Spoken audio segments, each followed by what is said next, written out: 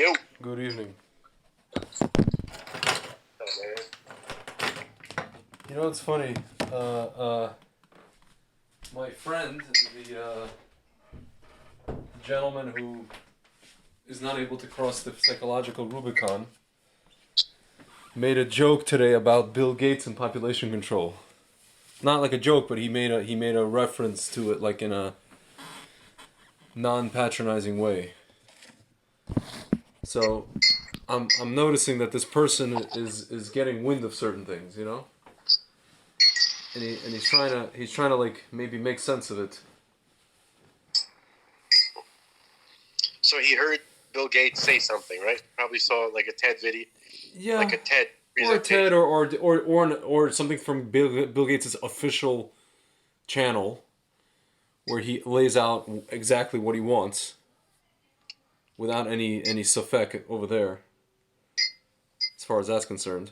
So, like, he's telling you, this is what I want. Believe me. No, we're not gonna believe It's crazy. you. You know, you bring up an interesting thing. Like I remember there was I don't know if you've heard of this. There's a Rabbi Entelman, Marvin Entelman. Was it Marvin? I'm not sure if his name is Marvin. Look up Rabbi Entelman. Are you next to a computer? Rabbi Entelman? Entelman.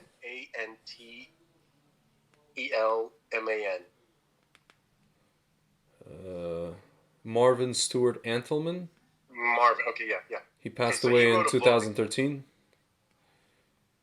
I guess so. Yeah. He was actually also a PhD chemist. He wrote a book called "To Eliminate the Opiate." Is this it? Right. So basically, he wrote a really, really, really, really detailed and amazingly referenced, carefully referenced book about essentially the globalists.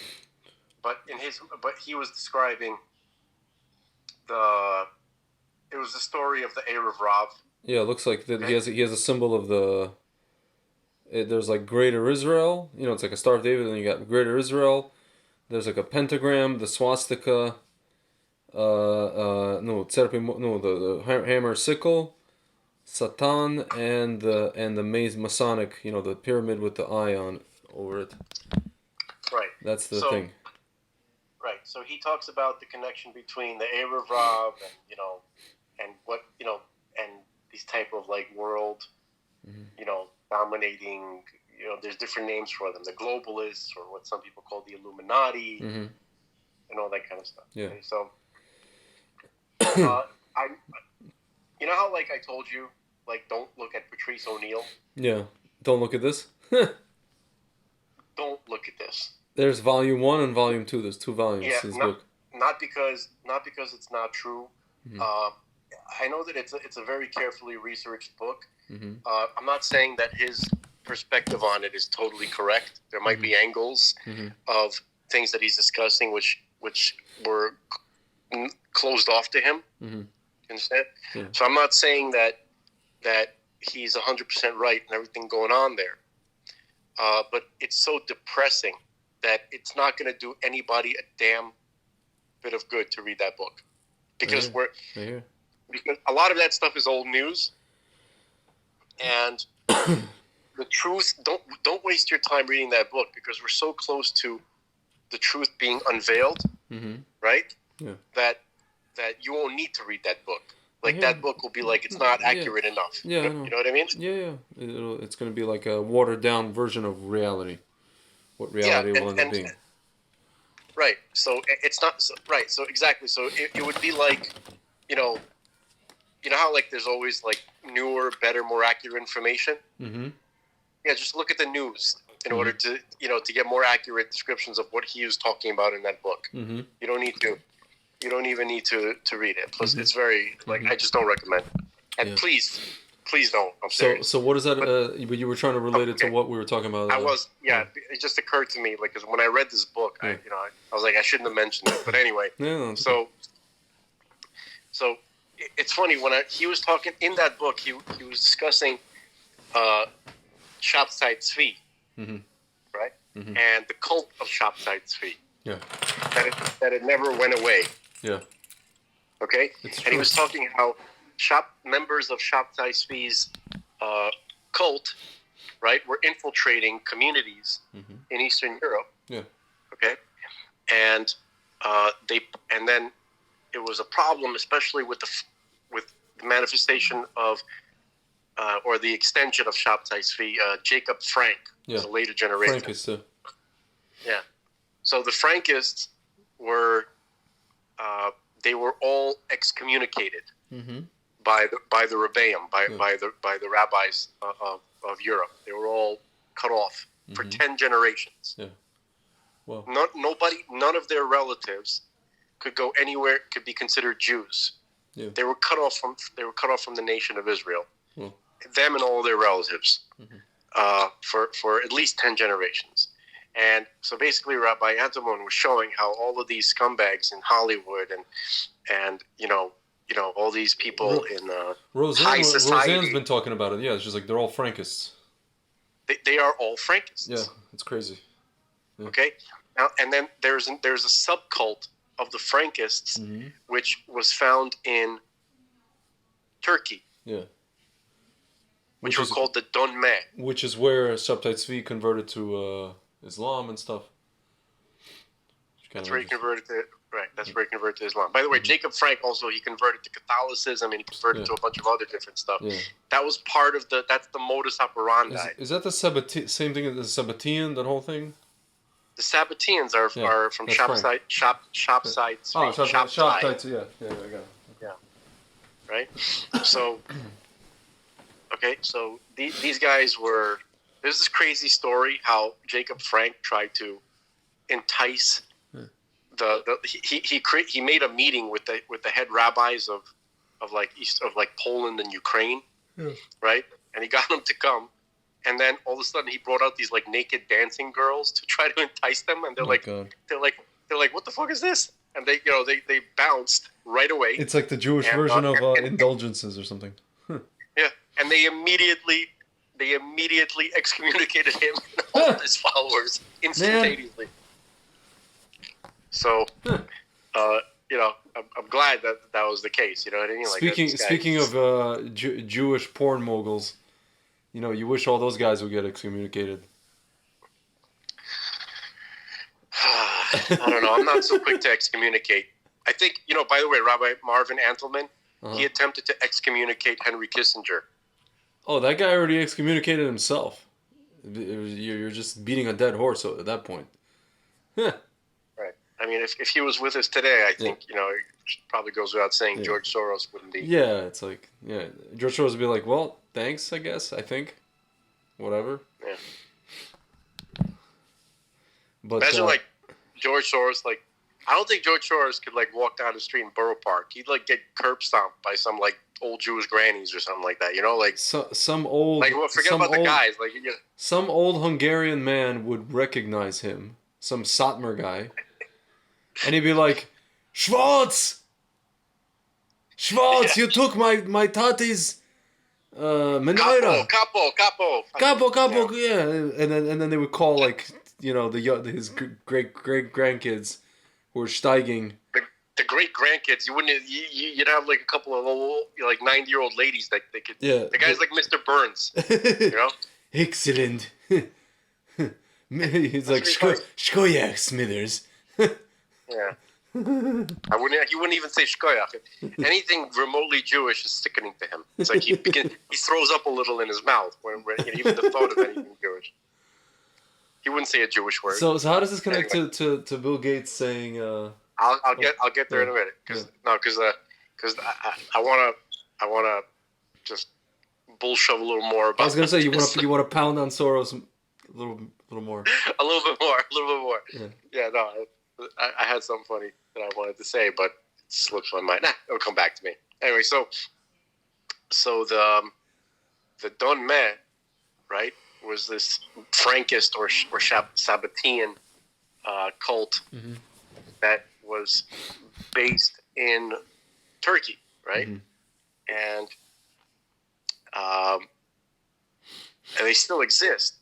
And what's interesting is that, there's some guy who has a website dedicated to the Frankist movement. Like, they're still around. They have a freaking website. Like pro. Oh, okay. You see what I'm saying? Like, It's that great. That's how. So that's what when you said Bill Gates has his own like YouTube channel or Instagram page where he talks about how he wants to annihilate, 7 billion people or whatever. Or just no, he doesn't say that. He says he basically in not this language says that he wants to reverse Puru. Not in the way that I just said it, but essentially that's what he wants to do. He doesn't want to like even necessarily even kill the people that are alive. He wants to just stem. Yeah, just what is it? Sterilize. Stem the next generation. Yeah. You can't get away. You can't get away with. Yeah. No, I just remember the dumb thing I wanted to say. Oh, okay. Can I say the dumb? Yeah, that's fine. So. Remember there's a comedian I really don't like who's not my favorite comedian at all. His name's Nick DiPaolo. Mm-hmm. I totally don't like him, right? Mm-hmm. Right? So he said something in one of his old routines, like he's like, what's going on with these murdered German? This is like in the early or mid '90s. He goes, what's going on with these German tourists getting murdered in Miami Beach? Right? It's like happening like couple times a month over there. What's going on? Because there was this weird thing where tourists were getting murdered, and a bunch of them, or most of them, were German for some reason. I'm not sure. Interesting. And then he goes, wait a minute. He goes, dead German tourists and old Jewish guys. I wonder if there's a connection. Because we were talking about, because Soros, a Jewish Nazi, right? Like.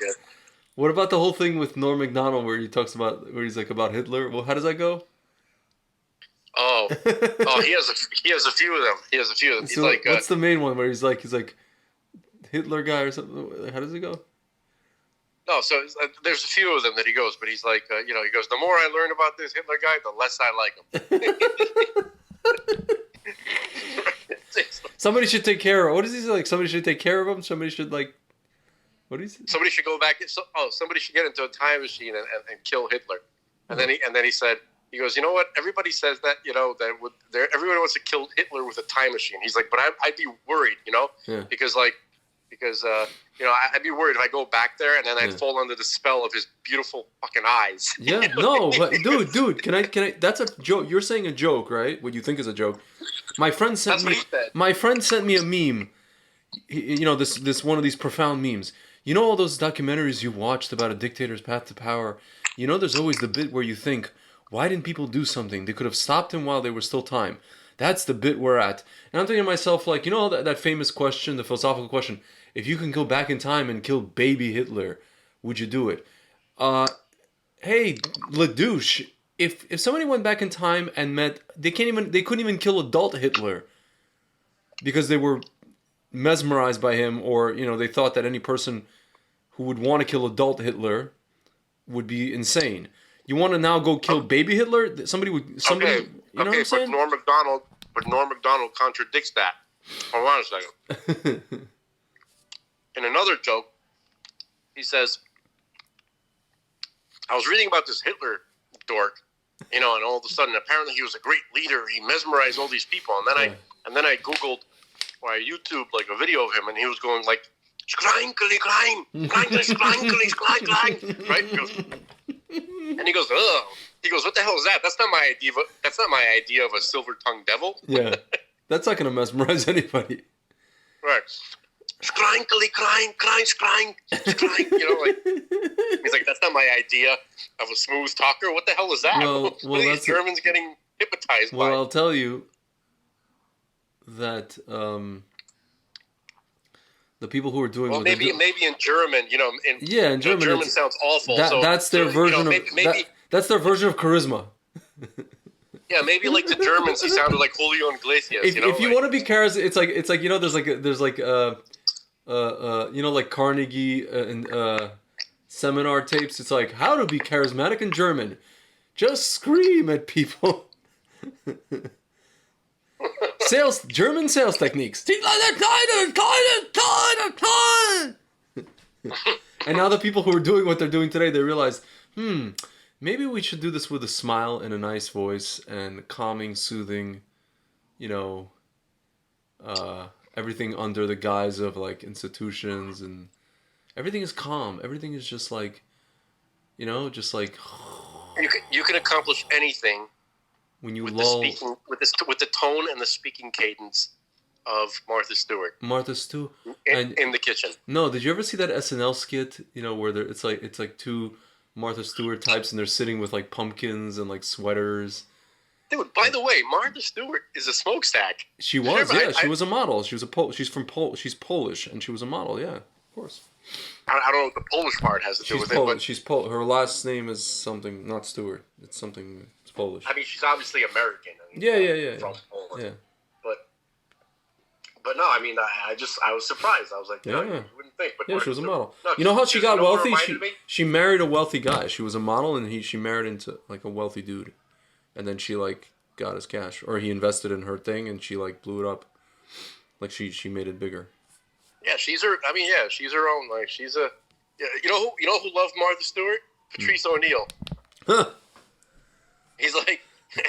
He did a whole routine about her. He's like, when she went to jail, he goes, I root for people like that. She had like, I'm not gonna say what he said, but he's like, he was doing like a skit of like her in prison, right, having to deal with these like, with these murderer. They didn't put her in like some kind of Club Med prison. Mm-hmm. They put her in like, in like state, in like a state prison. You know what I mean? Like with real criminals. Yeah, but she was there for like She was there for 2 months, and then they all like befriended her, all the prisoner chicks. Yeah, but that's not. But that goes against Patrice O'Neal's skit, so we're not going to talk about that. So basically, he goes, come here. I see you trying to stab me. You're going to stab me with them. I'm going to wrap myself in these 300 count sheets, and it's not going to. And then he did an impression of her complaining about the the potatoes weren't seasoned, like in the cafeteria. Yeah. And then he did an impression of like some like gangster, like prison like inmate lady. She's like, we're gonna kill Martha. That's hilarious. No, it's hilarious. Yeah, it is. So basically, what was I talking about? Yeah, Martha Stewart, the smokestack, because if you see that movie, dude, she's 80 years old. Pixel, what? Martha Stewart is 80? What? Nah, that's not right. She's 80. No, she's not 80. She's 80. I just looked it up. 1941. Oh my gosh. Yo, this is serious? Yeah. Dude, she was in a movie like 5 years ago, right? And that's the movie I was about to tell you. The movie Pixel? Yeah.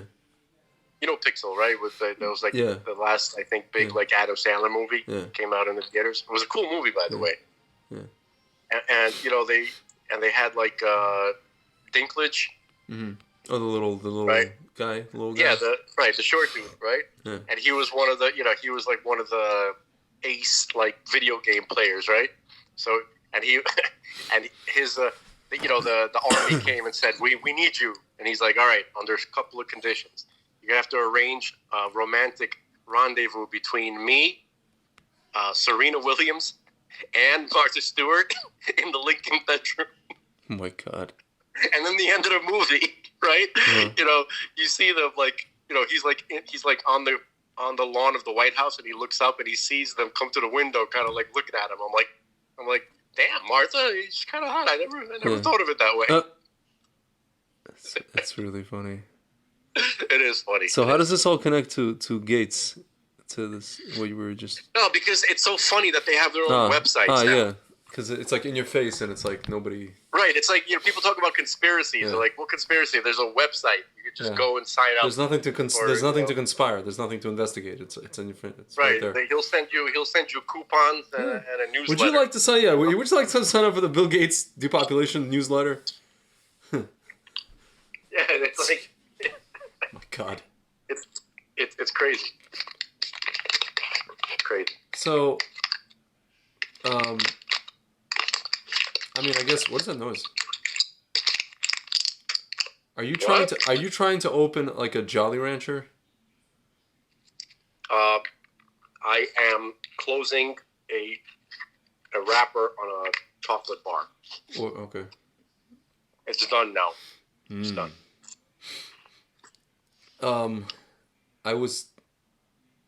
I made a rogue video today about just about what we spoke about, and also what Rabbi Kessin spoke about. How basically, so I didn't get a chance to finish the video. I was actually watching it when you called. It was quite short. I mean, whatever. But no, just the whole premise of like Yosef, revealing himself, and it's really just. He talks about, okay, obviously there's Mashiach ben Yosef, Mashiach ben David, and how he just keeps repeating this whole idea of like Mashiach ben Yosef is a guy who you probably met in an event at some Farbrengen, and you didn't even know you were talking to Mashiach ben Yosef, and then he's going to reveal himself, and everybody's going to be like, that guy? Is this like a... I heard him say that in previous... He said that many... Is that a thing? Like, where does that come... What's the source for that? And has the Rebbe ever mentioned it in that way? I was about to complain, to not complain, but I was like wondering, how come Chabad never talked about Mashiach ben Yosef, right? How come? Yeah, I was going to say, that it seems like the Rebbe only spoke about Ben David. He never mentioned the two Mashiachs. So listen, all right, there's a couple of reasons for that. Mashiach ben Yosef is not mandatory. Yeah, that I know. Saadia Gaon he himself said that in the 9th century, that Mashiach ben Yosef, it can manifest, it's not necessary. Only Mashiach ben David is 100% It seems like necessary. Rabbi Kessin is suggesting that we're in a kind of a zone where we require it. That's what he's kind of pushing. Well, okay. So the truth lies somewhere in between, where when it's said, I assume this isn't like my speculation, but when Rav Saadia Gaon said that we don't need necessarily Mashiach ben Yosef, I think that probably means we won't necessarily need to be conscious of Mashiach ben Yosef's activities. Yeah. It could just be under the radar the whole time. Yeah. And then we'll find out about it later. Well, right? the idea is that he gets killed, right? Correct. However, the Vilna Gaon said that decree has been overturned. That he has to get killed? Correct. He does not have to get killed. Because there was a lot of people, there was a ton of people, especially in Israel, who were, after Rebbe Kahana got wiped out, that they thought that it was him. Because, Israel wasn't ready for him, whatever it is. So we talked about this before. Mashiach ben Yosef is split. It could be a cloud of entities working together, synchronized, right? It could be, let's say, for instance, what do I mean by a cloud of entities? It could be possibly 156 different individuals, let's say. Yeah. Or he could be 155 separate individuals, and the 156th element is like an entire organization, right? Or he can be 156 organizations. Why did you choose that number, or you just picked out a random? I don't pick that at random. That's in Kol HaTor. It talks about. Okay. Well, 156 is Gematria Yosef. Okay. That's probably the reason. Yeah. Okay. So it's a very fluid. Mashiach ben Yosef is a very fluid. It can become it can expand, become a whole bunch of different like a mist, right? And then like a cloud of entities working together, and then it can coalesce onto one individual. It could be 156 individuals. You see what I'm saying, right? There's a whole bunch of different configurations in which Mashiach ben Yosef can manifest and act. Does he have to necessarily be a single individual that comes? It could be. That is a possibility, and there have been cases in generations where in fact that is the case. Okay, Rabbi Akiva was a Mashiach ben Yosef in his time.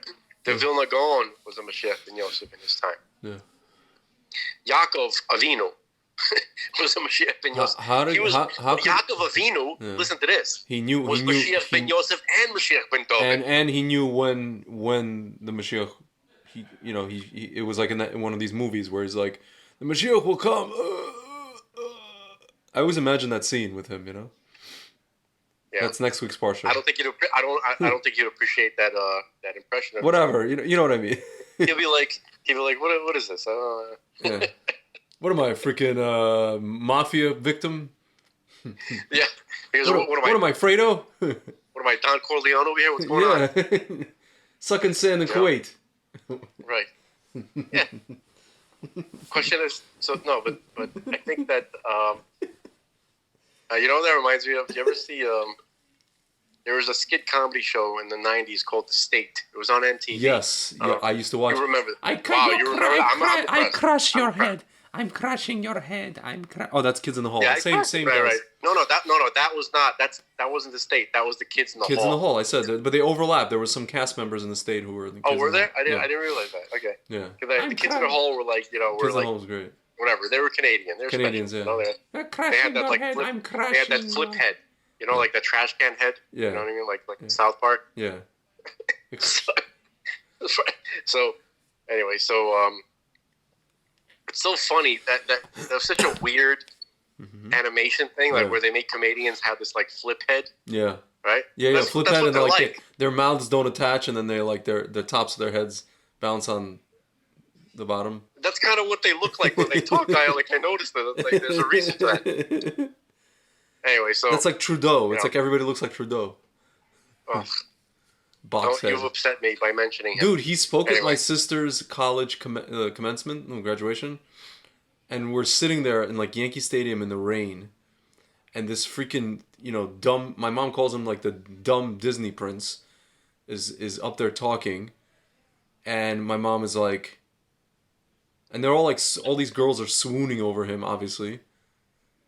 He's not saying anything of substance. He's like, yeah. He's like, when I got to travel and my father sent me abroad, when his father was a prime minister, I was 20 years old and I went abroad for college, and I realized that we have to expand our horizons and we have to go past our tribal tendencies.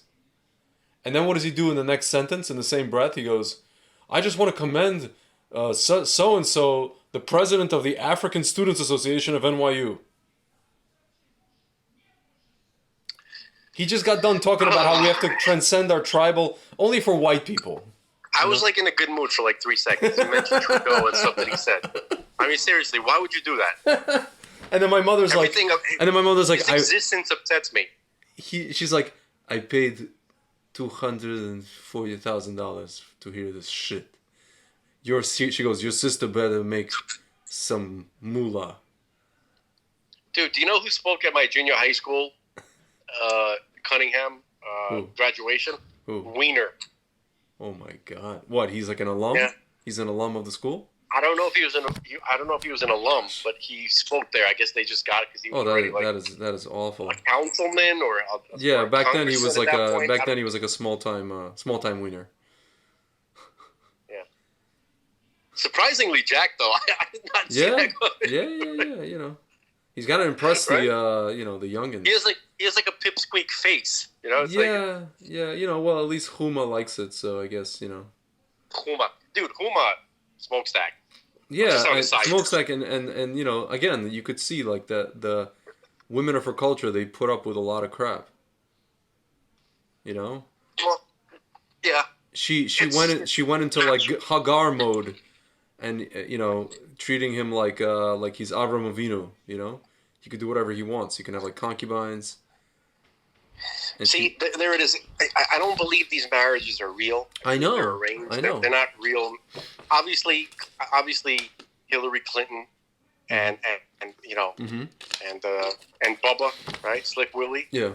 Not really married. Oh, that's for sure. No, but you could tell like Huma and Hillary had a whole but that's like that was a real female. That's what Kevin McKinnon said. Yeah. They had a torrid relationship. Yeah, they had Gross. Yeah. Feel bad for Huma. Dude, Hillary read her would-be victory speech, and she cried. She read that on like in a video today.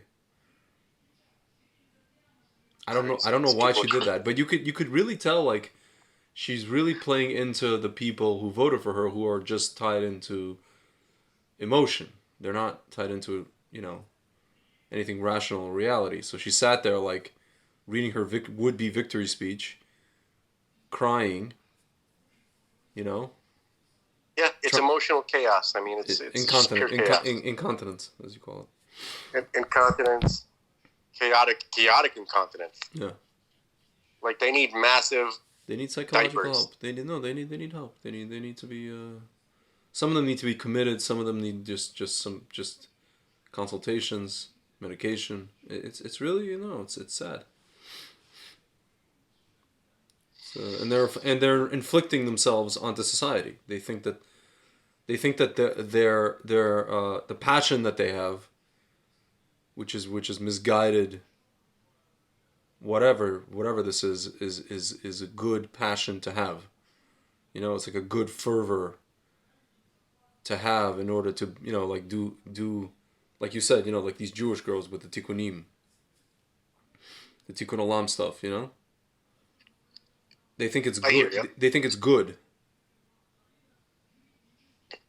You know who has a really good, in my opinion, a really good theory to explain the behavior, this phenomenon of these crazy or people or some of these women who have gone crazy, right? Yeah.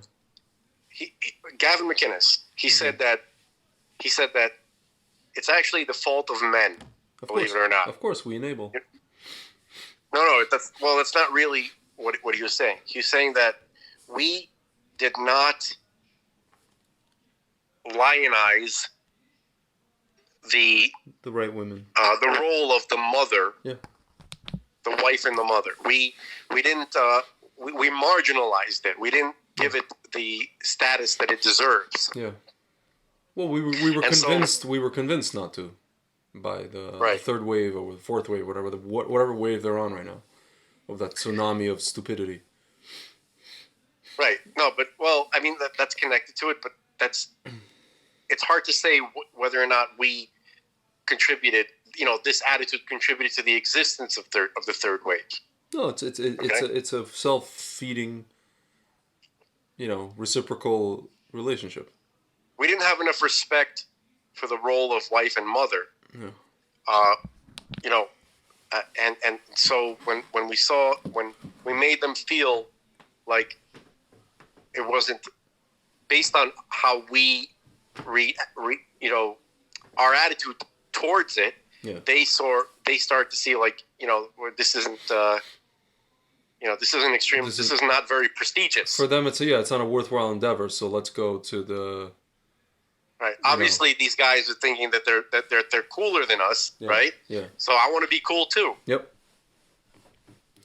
And that is a capital sin. Do you remember that scene? You remember the movie PCU, right?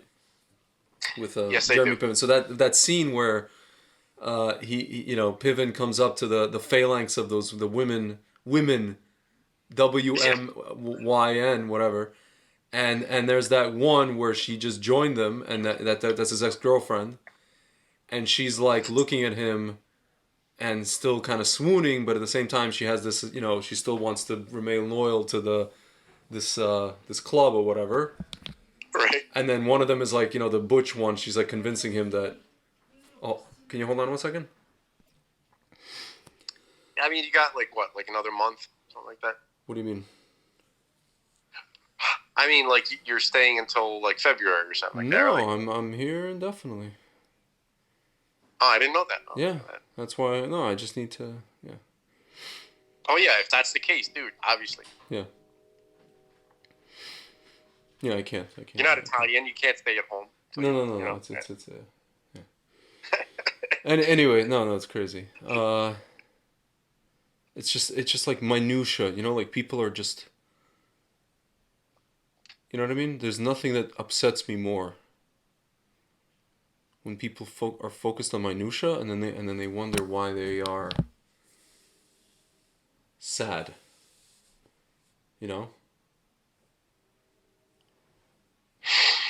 Like when you fail to look at the big picture in life and you're just stuck on just not everybody gets to know that there's a big picture in the first place. You understand? Like most people are not conscious of a process that's going on. You know, we're speaking here like from a privileged perspective. I'm not even talking about the process that we're talking about. I'm talking about just like Stom, just like understanding that like there are bigger things in life than like folding the flipping sheets correctly and getting upset about that. It's just not. It's not worth your health. The detriment of your health. It's just not. It really isn't. Just on a basic, you know what I would call, the level that Tony Robbins talks about it, not the level that we're talking about it. Well, I consider that an artifact of the vampires that we were talking about, right? Yeah.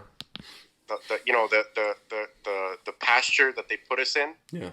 Right, to keep us like kind of alive. Yeah. Right. Yeah.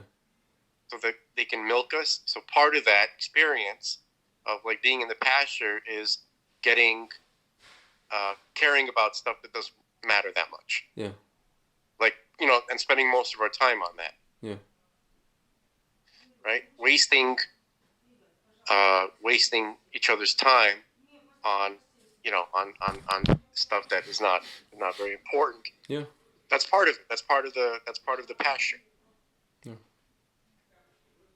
I sometimes wonder what percentage of people's lives is, you know, I call it the Bed Bath and Beyond segment of life, which is like I feel like that's like 75% of life. Dude, you know, like what used to piss me off when I used to like date, like when I used to be like I whatever. I remember I was with this one girl, Russian Jewish girl. We were together for like 2.5 years, in my 20s, and we used to go and like. That was like her. That's what she cared about.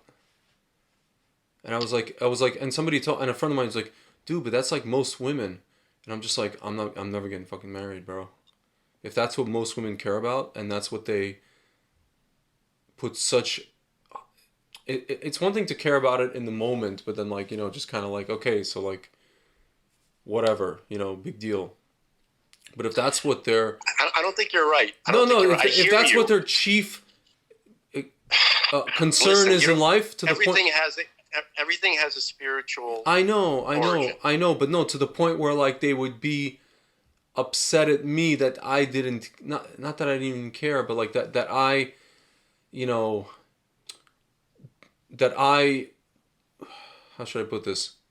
I'll give you an example. Like I used to walk around, you know, like IKEA or whatever with my this girl, and she used to be like, I want, you know, and she couldn't understand why I wouldn't have the same enthusiasm over some piece of furniture or some decorative thing as she did, and she thought that I just didn't care. You know, to her it was like I didn't care about her, and I'm like, no, I care very much.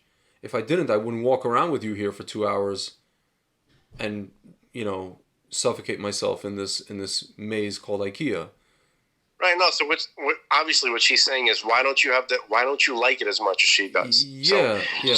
Right. So if you would have had the language to explain it, then you know. I didn't. I was like 24 years old, and also I realized that, and I actually learned later that not all women were like her.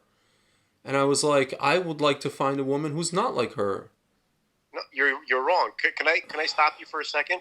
I'm not wrong because I met women who were not like her. I'm not saying that they don't exist. I'm just saying that it's not necessarily a good thing. Just hear me out. Like I don't like. I spent a good chunk of my life, you know, walking around aimlessly around Loman's in Long Island. You know, Loman's closed down. Loman's is gone. Mom, it's gone. That's it. Loman's is. Loman's or Century 21. While my mom was looking around and I was losing my mind, I was hanging from the. You know, I was hanging from the poles where they hang the clothing and stuff like that. I was, you know, like the circular, you know, like those circular kind of like bars where they would hang the clothes like in a circle. Like there would be like a shirt rack. where they would hang. You know, you go look through the, what do you call it? There's like a bar where they hang the shirts on. Yeah, like a rack. A rack? Rack, just a rack, yeah. They had circular ones, right? Yeah. Like in Loman's. Oh my I would God. hide in the middle as a kid, right? And the women, they'd start fighting with each other over the thing, and they'd see me, and I'd be like, hi. And I didn't know what to do with myself. Yeah. I know what you're talking about, okay? Yeah. So Yeah. just what I'm saying is, when I learned a little bit about the, Sfirot, it started to kind of make sense. I'm not saying I'm happier, but I understand a little bit more that it's not necessarily a bad thing. It's just part of Bina. No, it's not. No, what I mean is, it's not that it's a bad thing. It's just that I don't understand why somebody would antagonize me for not being Because they don't caring as understand much. that you're. Because they look, listen. Antagonize me. Not like I understand you want to like. It's one Right. thing you want me to participate, but to make me into like a bad person. It's the same issue that you're having. She's having. So hear me out. Okay. You have Chachma, you have Bina, right? That's the male and the female. That's the initial. That's the start of the pattern. Okay. Then you have Chesed and Gevura, and then when it comes down to when it gets closer to our experience, you have Netzach and you have Hod. Netzach is the guy. He goes out. He conquers. He hunts. He brings home the money. Whatever. Right? Yeah. It's all part of the same idea. He goes to establish order in the galaxy. Yeah. Okay, he goes to conquer. There's a lot of ways of doing that. Okay, of expressing that. Then once he's done with the conquest and he brings home the treasures, he brings it to Hod. Okay, Hod is the wife in this metaphor. Okay, she takes what he has fought for, okay, and then she takes it and she makes something out of it. He brings the raw material and she builds it. She builds it out of it. It's just, and the physical metaphor is the same thing in a relationship between a husband and wife. Then the husband he contributes the material, and then the wife makes it into a child. Can I pause you for a second? No. So basically in the perfect scheme, right? In an idealized setting, Hod recognizes Netzach for what it is and is happy with it. Netzach recognizes that's Hod what I was for going to it is. ask you about. Why can't everybody just have their own kind of roles and appreciate that the other one is not going to have the... Because they never learn. Why can't They Michael never- Jordan just appreciate that Dennis Rodman is not going to be him and he just has his role? Michael Jordan appreciated that. That's why they were successful. That's why they won 6 championships out of 8 years. Because one appreciated the other's role. That's it. They never learned the tree of life configuration. Don't ask somebody to, it's like Rabbi Schloss. I don't know if you remember Rabbi Schloss in the Old City. You can't give what you ain't got, and don't be who you're not. Be who you are. And don't ask others to be who they're not. And to give what they ain't got. That's it. Right. It's just a simple, I call it don't be an asshole. It's the simplified version of what Rabbi Schloss says. It's Hasidus, Yeah, I mean, Manis Friedman says, he says that all the time. He goes like this. He goes, look, one of the things that you have to do, especially with kids, right, is when you're going to have kids, right? Yeah. Don't do what has been done. People put a lot of pressure, Ashkenazi Jewish mothers, right? They put a lot of pressure on their kids to be all sorts of things, right? Yeah. You got to be this, you got to have 50 degrees, you got to be this and that. And, my son, my son David, he finished, as an engineer, and my son David, he's a doctor, and all this kind of stuff. Okay, so what you should teach your kid is to be what God sent him here to be, whatever that is. In the words of Danny Tenaglia, be yourself. Right. Learn who you are. Yeah. And the primary thing is what God wants you to do. Essentially, this is Manis Friedman saying that. He goes, God wants you to look around your situation, see who needs you, and help those people. Yeah. That's what you're here. That's what you were brought here to do. Yeah. Okay. In terms of good looking or being super smart or being talented and all this kind of stuff that parents pressure their kids to, right? Yeah. That's not, that stuff comes naturally. Yeah. Like if people have proclivities, if they have talents and stuff like that, they'll be attracted to it themselves, and they'll use that for for their mission. But somebody who's not, right, who's not a talented singer, right, and the mother wants them to be, a Broadway star. Yeah, that's a problem. Leave them alone. No, but what if like there's situations where obviously the parents identify that the kids do have a talent for X, Y, and Z, and then they push them to, excel in that thing that they have a talent for, lishma, for its own sake, not for a mission. Like they don't understand that, like especially like with Russian parents, they never understood this whole what is this mission thing, Сначала first make the money, become successful, and then after you make the money, you could do all the missions you want. When you're like, I don't know, 50, 60, do the mission later. You don't have time for missions now. You have now the time. Now's the time for rabota, work. Missions are later. Totally. Because because you're guaranteed to live till 60, obviously, right? So, yeah. Do spiritual that's later. You know what that means? Don't destroy your career at 20. Do spiritual later. Spiritual after your career. Yeah, spiritual later. Right. So basically, I mean that is the advice of people who didn't have the privilege of having the correct information. Yeah. They had the incorrect information. They also didn't have the privilege of having money. Dude, they came from They had to survive. I know. Do you understand? Yeah. You don't want to listen to an Egyptian slave about the meaning of life. Yeah. Okay. So, but you don't have to treat an Egyptian slave like as if they're a slave. Yeah. The best way to do it is to show them that you don't have to follow the slave mentality. Yeah. Okay, so that's how to deal with Russian parents, basically. In a gentle way. Yeah. Okay? And also, that doesn't mean reject everything that they ever said. No, I know.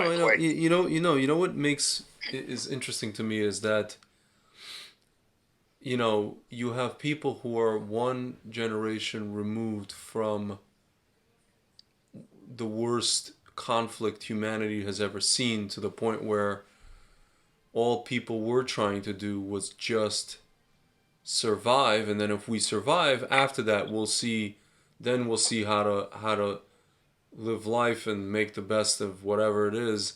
So then, like, the generation after that, Soviet Union also has its me generation, meaning these people's parents were in the war, but now these people are now so flipping concerned about being the best Haskalah products they could be, and that's like the paramount thing. It's like my father used to say, he's like, your grandfather didn't even finish 8th grade, and he considered me like an anomaly, and I was a math genius, and he didn't understand me, I didn't understand him until I was an adult, and we could talk. And when I was a kid, we couldn't talk because your grandfather couldn't even help me with anything with school. I never came to him for help because he wouldn't be able to help me, because his whole existence was just to survive. And then after he survived, he worked at the army supply thing, and he was a working person. So it's like, there's only one generation removed from this people who just were grateful to be alive, and now these people, they don't even have that consciousness anymore. Now they're like, oh, if we don't accomplish this thing in this particular scientific field and make the money, and if our son doesn't end up working at Google or Facebook or something, we're a failure and he's a failure, and that's it, and life is over, and go bury yourself, and go to the cemetery and just put one foot in there. Dear Lord, dude, can you explain this? Yeah. Well, okay, so I can only say the word pizdец. Pardon my language. As soon as it seems to be a phenomenon with not with Jewish. It's not only with Russian Jews. It's Indians, Chinese. I was gonna say. So it's not only, immigrants, you know, not from only with Jewish people, Yeah. but it's seems very prevalent. I call it the with STEM, Jewish people. the STEM class of people, the STEM, you know, science, STEM people, right. science, Right. technology, math. Right. So I'm not sure if it's all for the same reason though. Like for instance, Yeah, like it would seem to me that Indians they do it because they're smart and because they want to get into a good economic situation. yeah, not yeah, And because it seems there's a billion of them, similar. and they figure if they make enough money in America, they could send all that money back to India, and in India, it's worth like quadruple. Okay, that could be part of it, but Yeah. it seems generally it's just about getting more comfortable. There's nothing wrong with that. Yeah, And with and the Chinese the same. yeah, Okay, yeah, but also Nigerians, by the yeah, way, yeah. to some extent. Godfrey's But- father. Who's going to pay for it? You're going to go with vagabonds, and then you will get in trouble, and then I'm going to have to pay for it. Godfrey, Godfrey, Right. Mufasa. Godfrey is not here. So, He is not going to go with vagabonds. God, I So- love that. okay, so we so I mean, you know, I could be wrong, but that's what it seems like to me. Okay. Yeah, So, but I think with Jews, right, when they one generation off from being peasants, right, from like you know being a you know like literally like a you know a grunt, yeah, you know, a schlepper, right? Yeah. So they get involved. It's also about being more comfortable economically, but Yeah. it seems something else seems to take over once they get past a certain point. it's something to Where- prove. It's a something to prove complex. Something to prove, but there's something even deeper pushing it. Do you understand? Yeah. Like Yeah, Jews can't be. They cannot just be. Do you understand? I know they can't just be. That's why the American ones end up going on becoming Buddhists, because they realize like if they don't just be, they're gonna go insane. What I mean by they can't just be means that they can't. Life to the Jewish psyche, life can't be just about when you have time to think, right? Yeah. If you're not literally like you know pushing a cart all day long, right? And you have time to think, so it can't be just about making money and you know and this is it. It has to be about getting involved in important stuff. But unfortunately, if you don't have the right guidance, right? You end up in bad places. But can I tell you something? What I notice is that American Jewish parents just let their kids, for the most part, depending on where you, like if you leave New York, let's say, and you go to places like, I have a friend who grew up in like the central coast of California, San Luis Obispo. He grew up there, partially in like Vegas, partially in Hawaii. I visited him in California, in Central Coast actually, when he got married. And I noticed the dynamic between him and his father. His father just lets him be. He just lets his brother be. And I see these guys and they're so like, you know, their neshama is healthy. Their psyche is healthy. Everything about their thing is healthy. They just live life. They just live life to their own devices. They don't get, you know, undue criticism for every breath they take and think. And my friend doesn't understand me. He doesn't understand why I am, you know, the way that I am, and he doesn't understand my experience. Like he's just like, my God, dude, like that sounds damaging. The way you were raised, it sounds like damage. It sounds like somebody took something that's like that was whole and deliberately broke it for no apparent reason. You know, we shouldn't. They're not letting you. They're not letting you live. Parents too much. No, but either, it's like, you know, like I know, but like every move is scrutinized. You understand? Every move is scrutinized. You have to report to the freaking Starship Black Enterprise. because look, okay, I don't want to. I'm tired. I just want to live my life. Leave me a flip alone.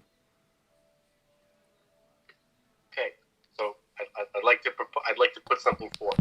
Okay, um, some Jewish parents, right? They themselves don't understand what is the underlying driving force behind the psyche of a Jewish person.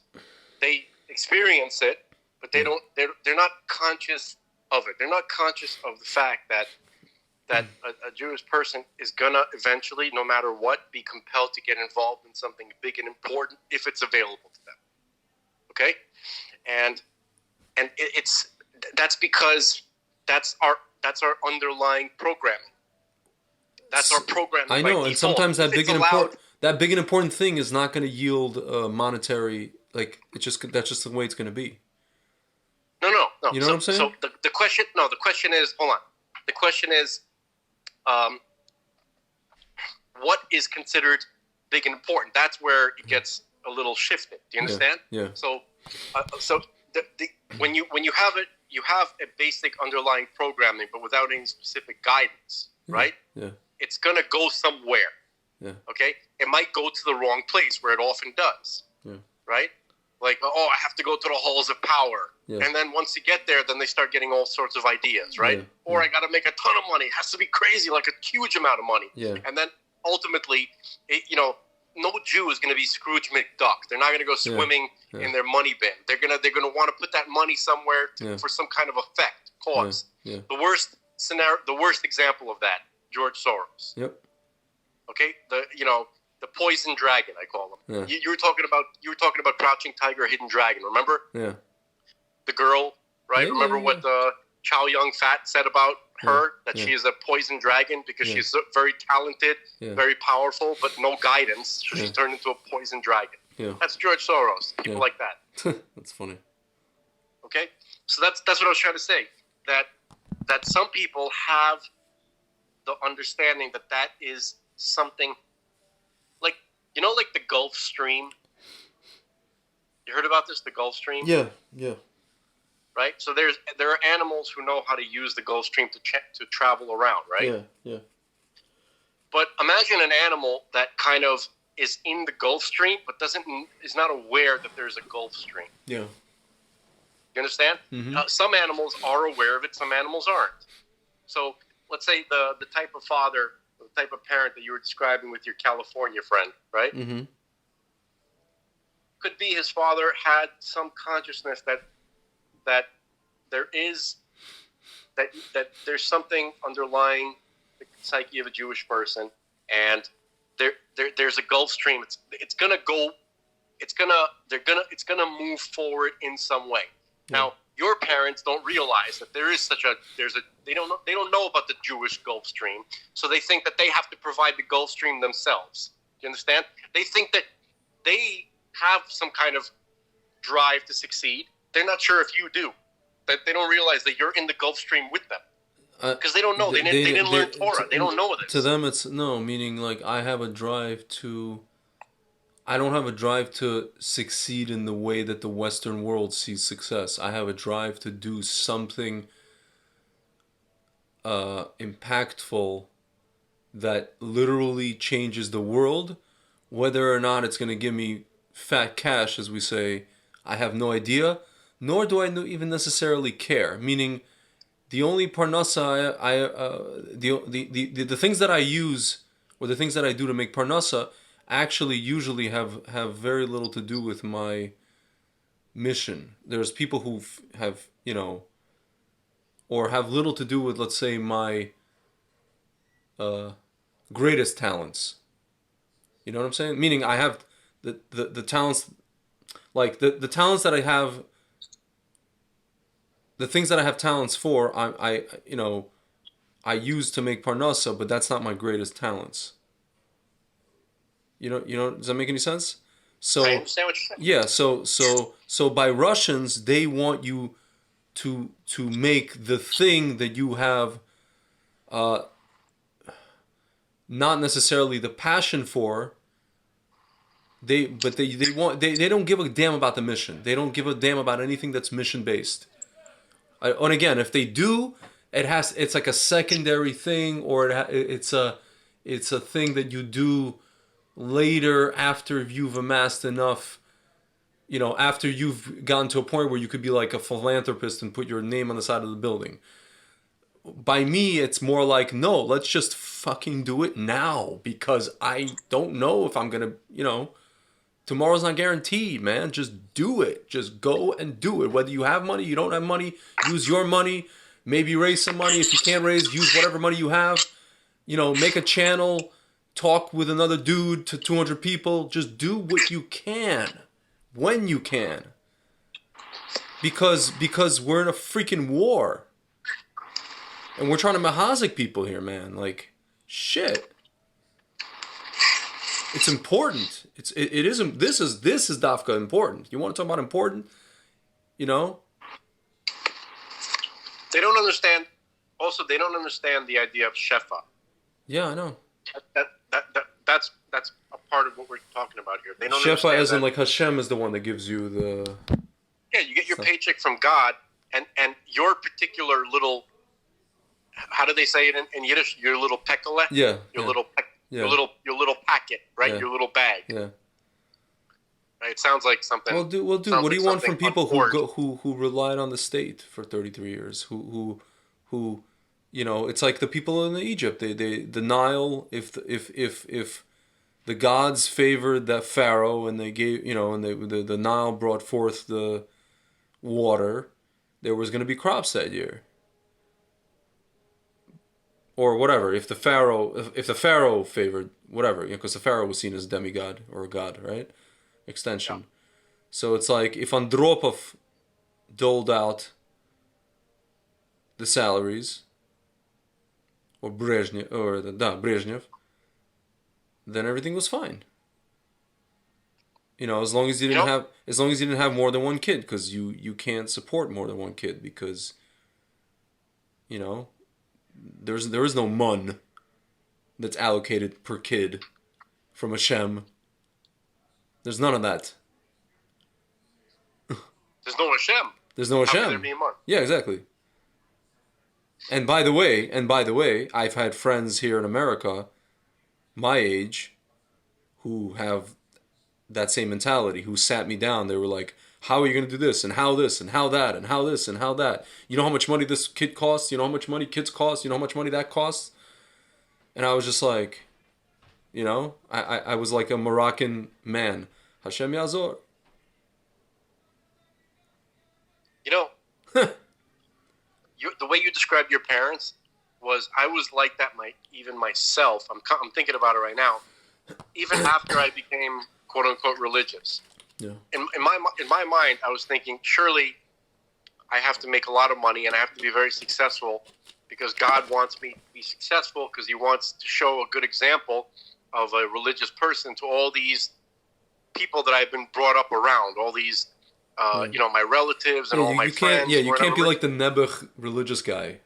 Right, and I was like, so surely, like, so I would, you know, I tried really hard in a lot of different things, and all of them just bombed everything. Like, I'm not, that doesn't mean, you know, it's still in progress. It's not like it's a story that it's already over. Yeah, same. Right? Because I'm still a young man, and I'm still, you know, you know, so, but I realized that the harder I tried in that mindset, the less I succeeded. The more it fell through, and the more Nebuchi they saw, as opposed to not giving a damn and just doing your thing, and. Well, that's also not. So basically, yeah, but at least you're happy with. At least you'll be happy.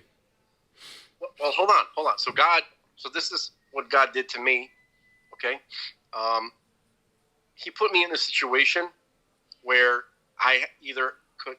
my mind would either break down, or I had to just live day to day with God. Same. Meaning, like, I didn't know there was a long period of time where I had to figure out where to get my food money for me and my wife. I had the same thing, except the only difference I was not married. Yeah. you're the guy from Beer Fest. You're like, get out of here! I got a mouth to feed. Yeah. I love those guys, man. The freaking Super Troopers guys, right? The Z job. He's like, and the other guy's like, what's a Z job? He goes, if you have to ask, you can't afford it. What's the name of that comedy troupe? I mean, it's Oh, Broken Lizard. Those guys. Broken Lizard. All those guys. So love, funny. Love them. Yeah. My God. That was Beer Fest. That was anyway. So basically, yeah. So I didn't understand like why, and I still don't understand why it had to work out that way. But what I did learn is that at least I'm pretty sure that I got part of the message was that God doesn't want me to make any grand plans or to think ahead. He wants me to live day to day because that's the only thing that he gave me the opportunity to do. Not only that, I think in my case, I don't know about you, but in my case, I would have just gotten stuck. Again, I think I mentioned this before. I would have gotten stuck in some sort of career path, quote unquote, or some kind of position, and then now this whole crap would have came along with the whole schmeck scene, and I would have had to make this decision, and I probably would have made the same decision to not take stuff, but it would have been like a thing where there would have been people who would be like, oh my God, I can't believe you threw away this, and I can't believe you threw away that, and there would have been like people to answer to. So and I think Hashem just literally saved me from that entire balagan. Baruch Hashem. I agree. I find similar. So basically, when I was, I finally, just out of desperation, I'm like, look, I gotta do something. My dreams aren't going to come true. I have to get some kind of like job where you can make a decent living. So I was like, I'm going to be an electrician, whatever. That's it, So I went to a electrical apprenticeship. Mm-hmm. I did that for 2 years.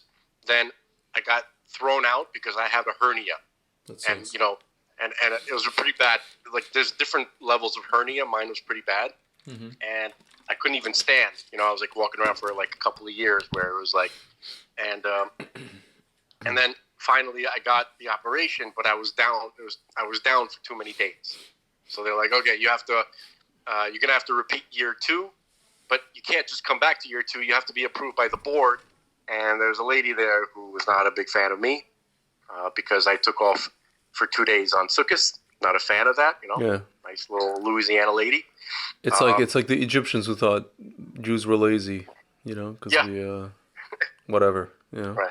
And also, I didn't want to join the union. Obviously, that's not a good sign, right? So you're not a good komsomol. You mean you're not a good party member? I didn't want to join the party. Yeah.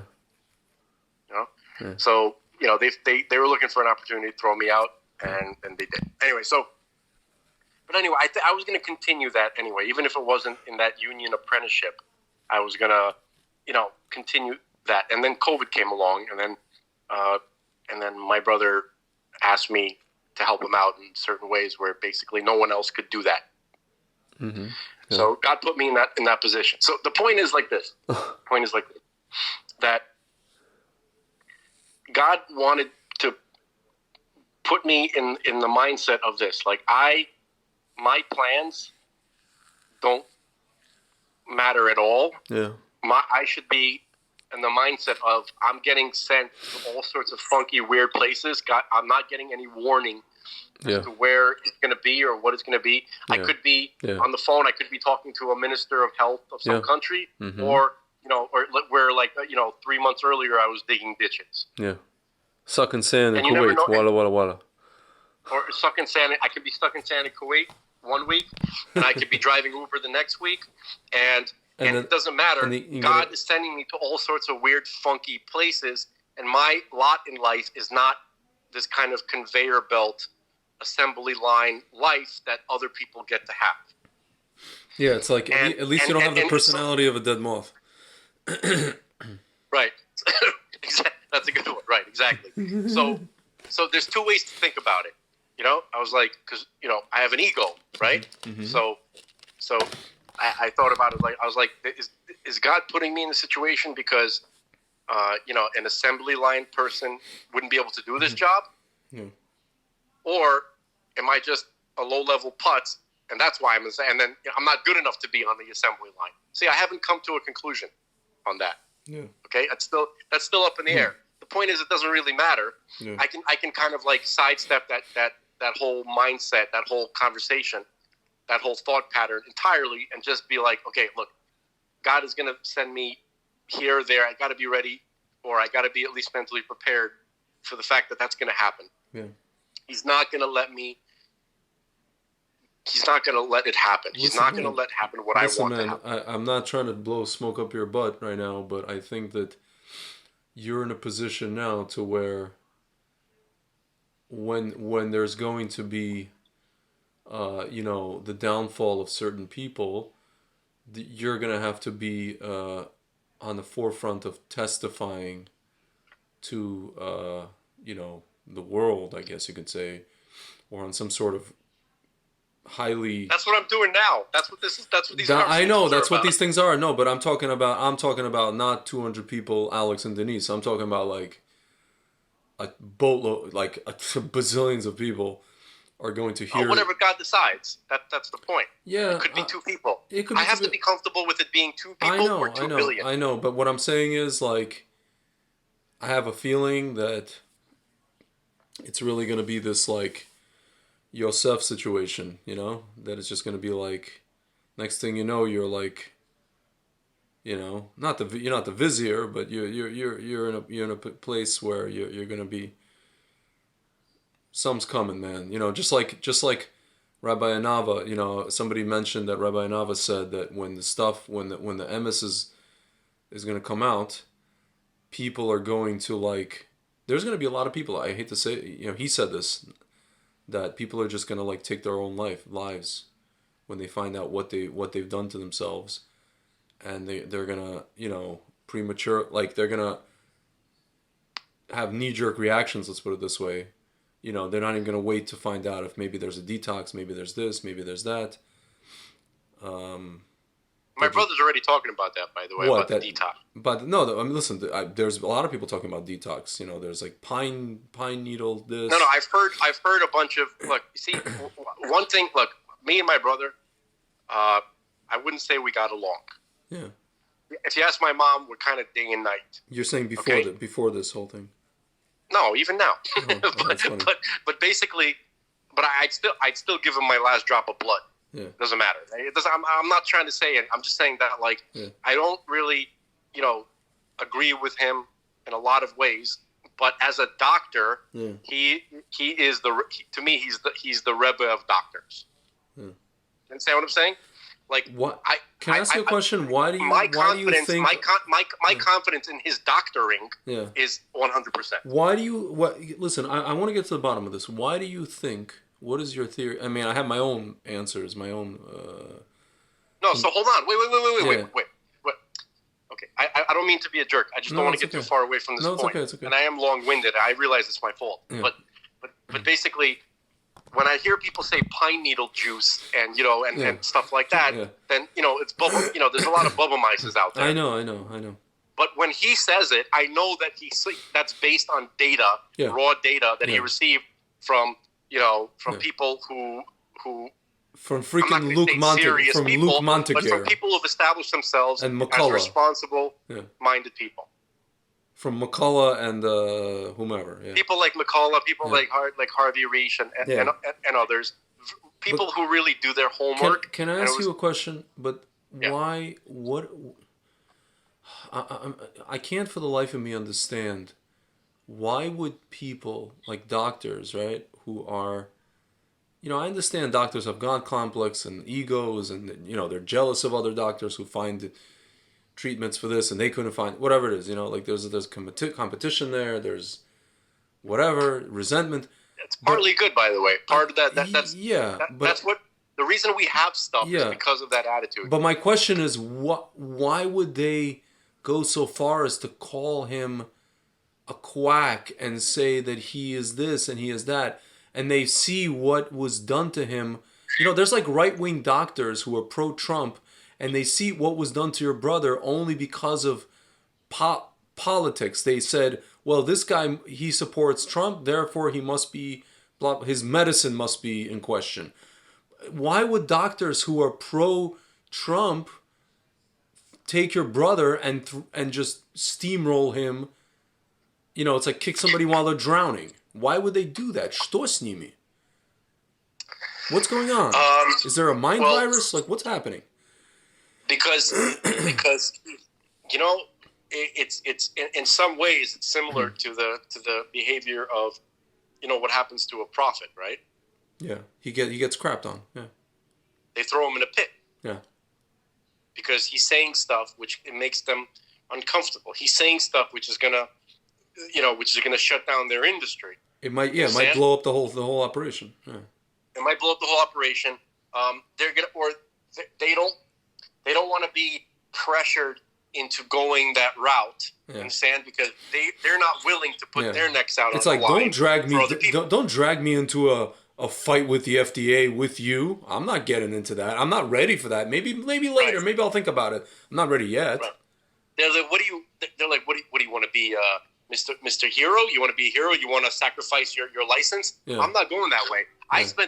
I spent $250,000 on the education. I'm still paying off the loans. I just finally got, my nice cushy life, and I'm not going to risk that. I don't care how many people have died. Dude, but your brother still has his license. He didn't get, Apostle Shalom, this barred. I'm talking about the mentality of what they think is going to happen. Yeah. Because they don't really have a real time relationship with God. Yeah, I was gonna say they don't have a Emunah on Hashem. It seems like they don't. Okay. They don't. It's very sad. Right. So again, yesterday we mentioned what is that? Like my version of a real time relationship with God is, by God, should I in your mind, should I have salt or pepper? Yeah. Which sock should I put on? But you want to know the irony is that these idiots, by way of their behavior, they're actually not following the Hippocratic Oath. They don't give a damn. They're following the hypocritical oath. Greg, for the last, 70, 60 years, maybe a little less, I don't know. Medical schools are not training doctors. I know. They're training pharmaceutical reps. Reps and businessmen and yes men. Yeah. Okay? Yeah. They're not training doctors. They're not promoting the characteristics of gallantry. Yeah. Or or sacrifice. You know how I learned that the hard way? There's this freaking Russian Jewish neurologist guy that I had to go to. Whatever, I was having some problem. I have this thing, it's like a cervical, something like in my back where it's like a nerve, whatever. It seems like it's Chas v'Shalom, like a, it's like a shooting pain. Sometimes I had it before. And I thought I was having like Chas v'Shalom, like a stroke, but I went to have it checked out. It turned out to be something else, neurological. And I went to this guy, and the thing is, before I went to him, I went to an alternative medicine guy who told me, maybe everything is starting from your feet. So maybe you need to get arches. They have like the arches thing for your shoes, because it starts at your feet and it goes all the way up your spinal column. Everything's connected, right? And then I went to this neurologist guy and I mentioned it to him. He got so pompous. He's like, and he looked at me and he's just like, with this like snide tone, like, he's like, how are your feet connected to your back? Or your, whatever.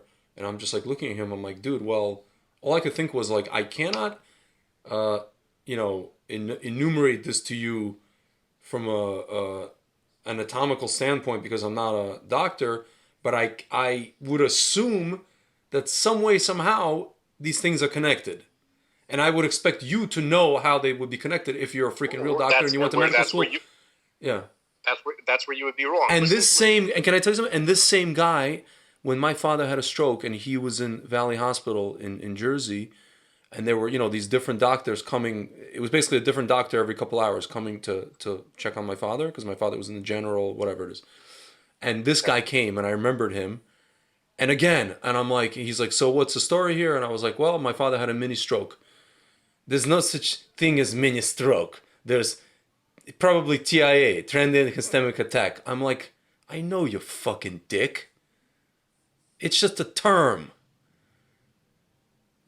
It was the same guy, and then I realized, I'm like, my God, some of these guys need to be thrown out a window. They need to be taken and thrown out a window, and then once they fall on the ground, a steamroller has to pass.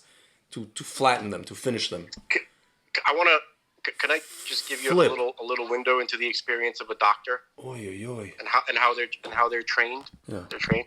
I had a little glimpse of that personally, not necessarily from watching, because I tried. Svolish. I went to a pre-med program in the Caribbean, where like you get through the program, and then so I hung out.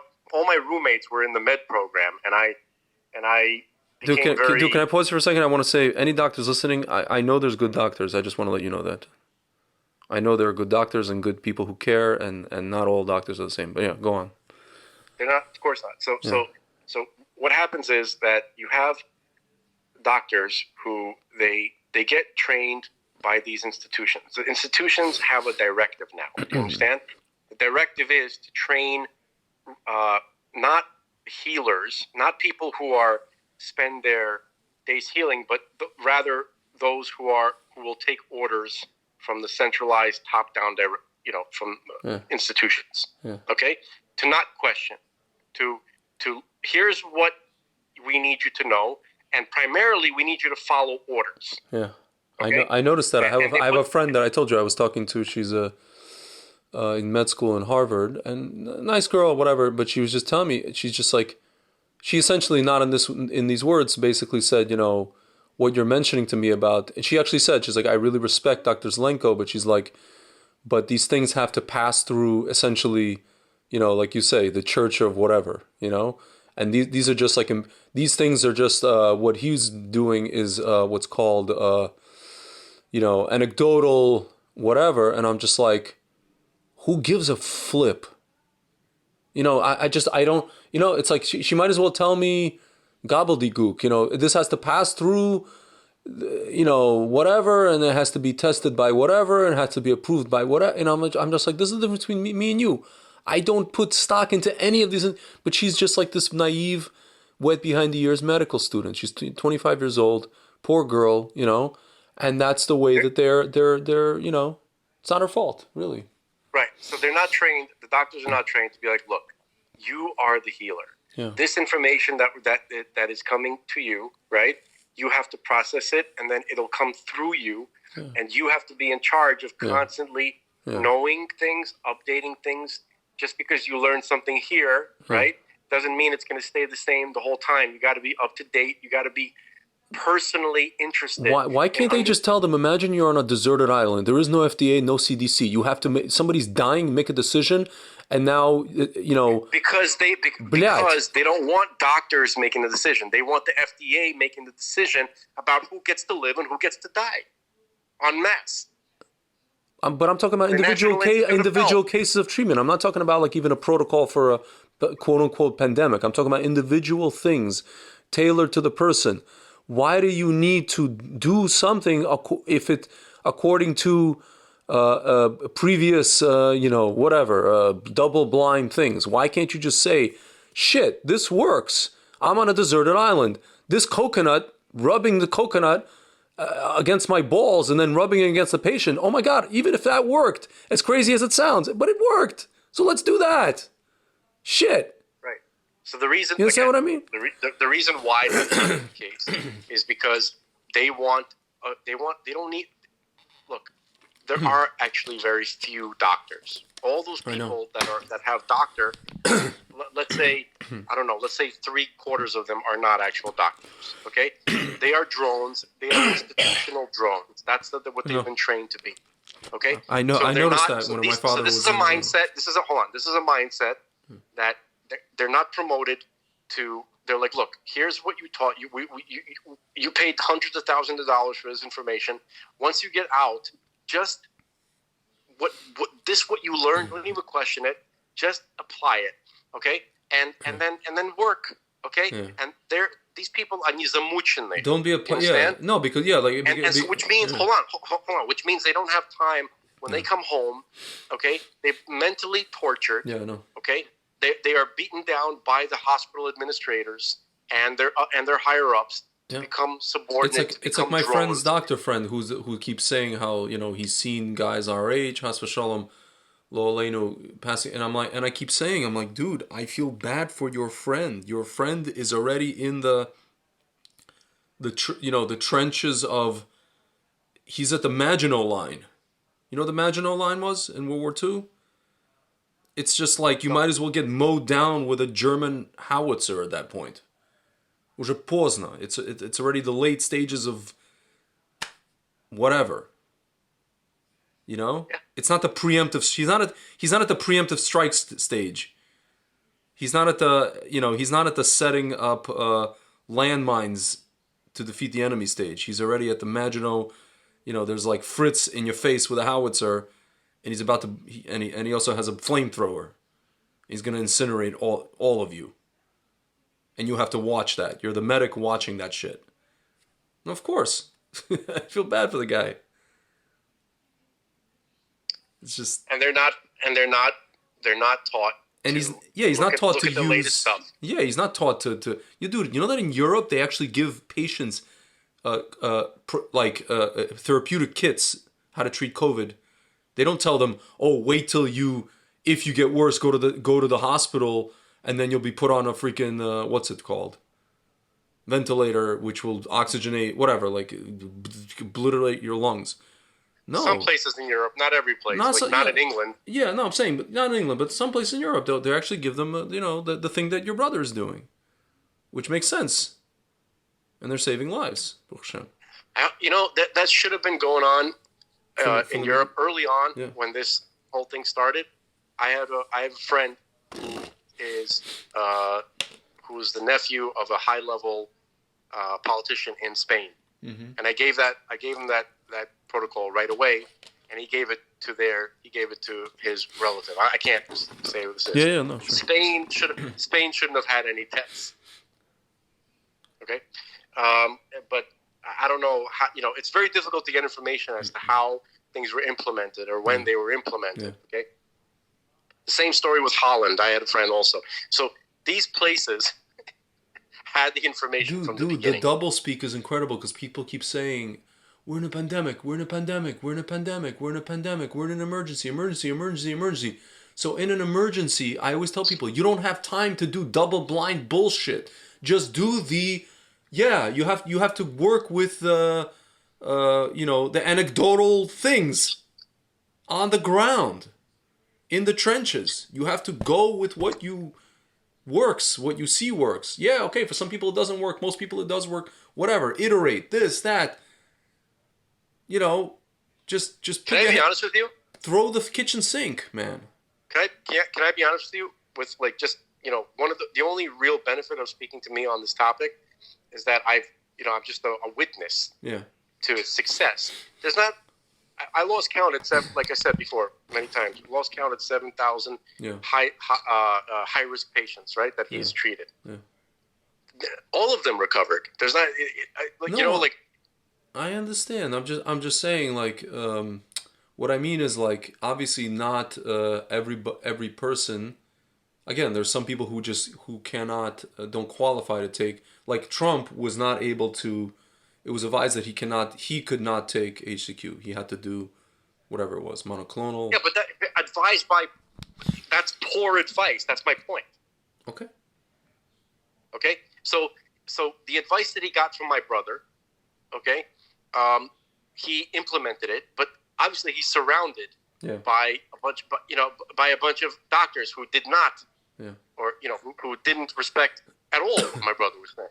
So they bombarded him with a whole bunch of unnecessary crap that could have hurt him unnecessarily. Do you think that there's an element of just bona fide either anti-Semitism towards your brother or anti-Haredism, if it's coming, let's say, from secular Jews? Anti-Haredism. Forget about the whole Trump thing, but just that aspect of it. He's this doctor in Kiryas Joel, or was, and what the hell does he know? It's like I didn't really feel that, to be honest. Do you know what I'm saying? What? I don't feel that. I don't think. I think that the anti-Semitism might have come from Rick Bright and Janet Woodcock. Yeah. Okay, people like that. But they're just they're anti-human. Yeah. You know, they forget about it. You know, Yeah, if you hate Jews, you hate anti-Semitism. human beings, and vice versa. So it's all part Okay, and so parcel of the same so thing. obviously when they're like, oh, that Yeah. bearded Jew, look at this Jewish Yeah, face, yeah, yeah. that Jew, he's ruining our plans With to a kill beard, everybody. Yeah. You know what I mean? He's it's like Mordecai sitting in front of the palace listening to I'm whatever. turning into my uncle. My uncle's like, "Ой, блядь, я бы взял его за морду, я бы-" you know, like this. Like, he gets so angry, and I'm like, yeah, I feel that way too. Yeah. You know, like, Listen, can I tell you something? I have a friend, right? Her father, he should be well. This is like 8 years ago when I first met him. He was talking about all the stuff back then. Where when he was talking about it, I remember my friend was like, "Come on, Dad, half this stuff is like conspiracy, whatever." Now we know it's all MS, right? But he was talking about it back then. And one of the things he used to say at the end of all of his kind of outbursts, he used to say, I'll say it in Russian first and then I'll translate. He says, "Их всех надо поставить, вот этих людей, и взять пулемет и расстрелить." You know who he's talking about. it's hard to argue. He's like, you got to put all those people in a freaking line them up, take a giant 50 cal machine gun and just mow them down. And then my friend would just, "Come on, Dad, don't, whatever, come on, like, don't be so whatever." And now she realizes that's true. My mother today walks around going, she's like, "Greg, it's freaking Pinochet time. Do you know? It's the only solution. Pinochet time." I disagree that it's the only solution, but it's understandable. But you can't. There's no one to talk to anymore. There's no one to negotiate with. There's no one to compromise with. They're not. Again, you're talking about emotional incontinence. It goes beyond that. These people are just like, there's a song. There's a Russian group called Pyatnitsa. And they sing one of their lines. There's a song called Soldat, and one of the lines in the song goes, "Или я, или он, последний патрон, нас таких миллион." You know what I'm saying? It's either him or me, the last bullet. Yeah. You know what I'm saying? Like, I do. Like, draw. So, I hope I don't get deplatformed for the last 30 minutes that we just had. Conversation. we went to the dark side, okay? and you promised we weren't going to go to the dark side. Did you see that? Yeah, it's like the movie that was Sideways. Don't go to the dark side, Merlot. Yeah, we gotta drink some Merlot. Not go to the dark side. We gotta. And if the girls want to drink Merlot, we gotta drink Merlot. Okay? Yeah. Enough Pinot. So we can't always have Pinot. You can't always have Pinot. So it was a great movie, man. That conversation that he had with his friend before they went to the restaurant is gold. Yeah. That's just like, oh man, that's just. He's like, look at me. He's like, don't you dare. Don't you? Don't go, listen. You're not going to mess up my chances, girl. Don't go to the dark side. And then all of a sudden, he's all indignant. He's all. And then he's like, I'm not drinking any freaking Merlot. Do you know that? Do you know that because of that scene and because of that movie, they dropped it. Merlot sales plummeted. I know. People started hating Merlot for no good reason. Merlot is a good wine. It's just whatever. It's not whatever. It's a decent wine. People started loving Pinot, which is actually quite very translucent, a very kind of watered, a little bit watery. You really need to know what you're doing with Pinot. Like you have to know how. It's a very fragile grape.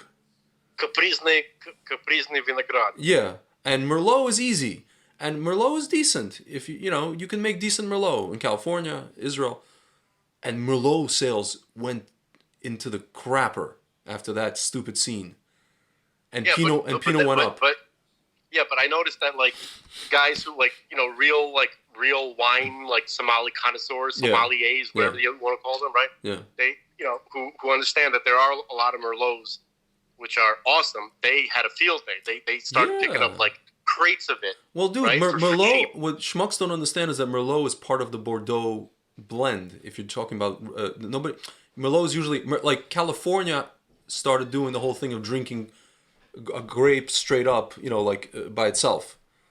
France is the blend thing, so Merlot goes into a very good Bordeaux blend.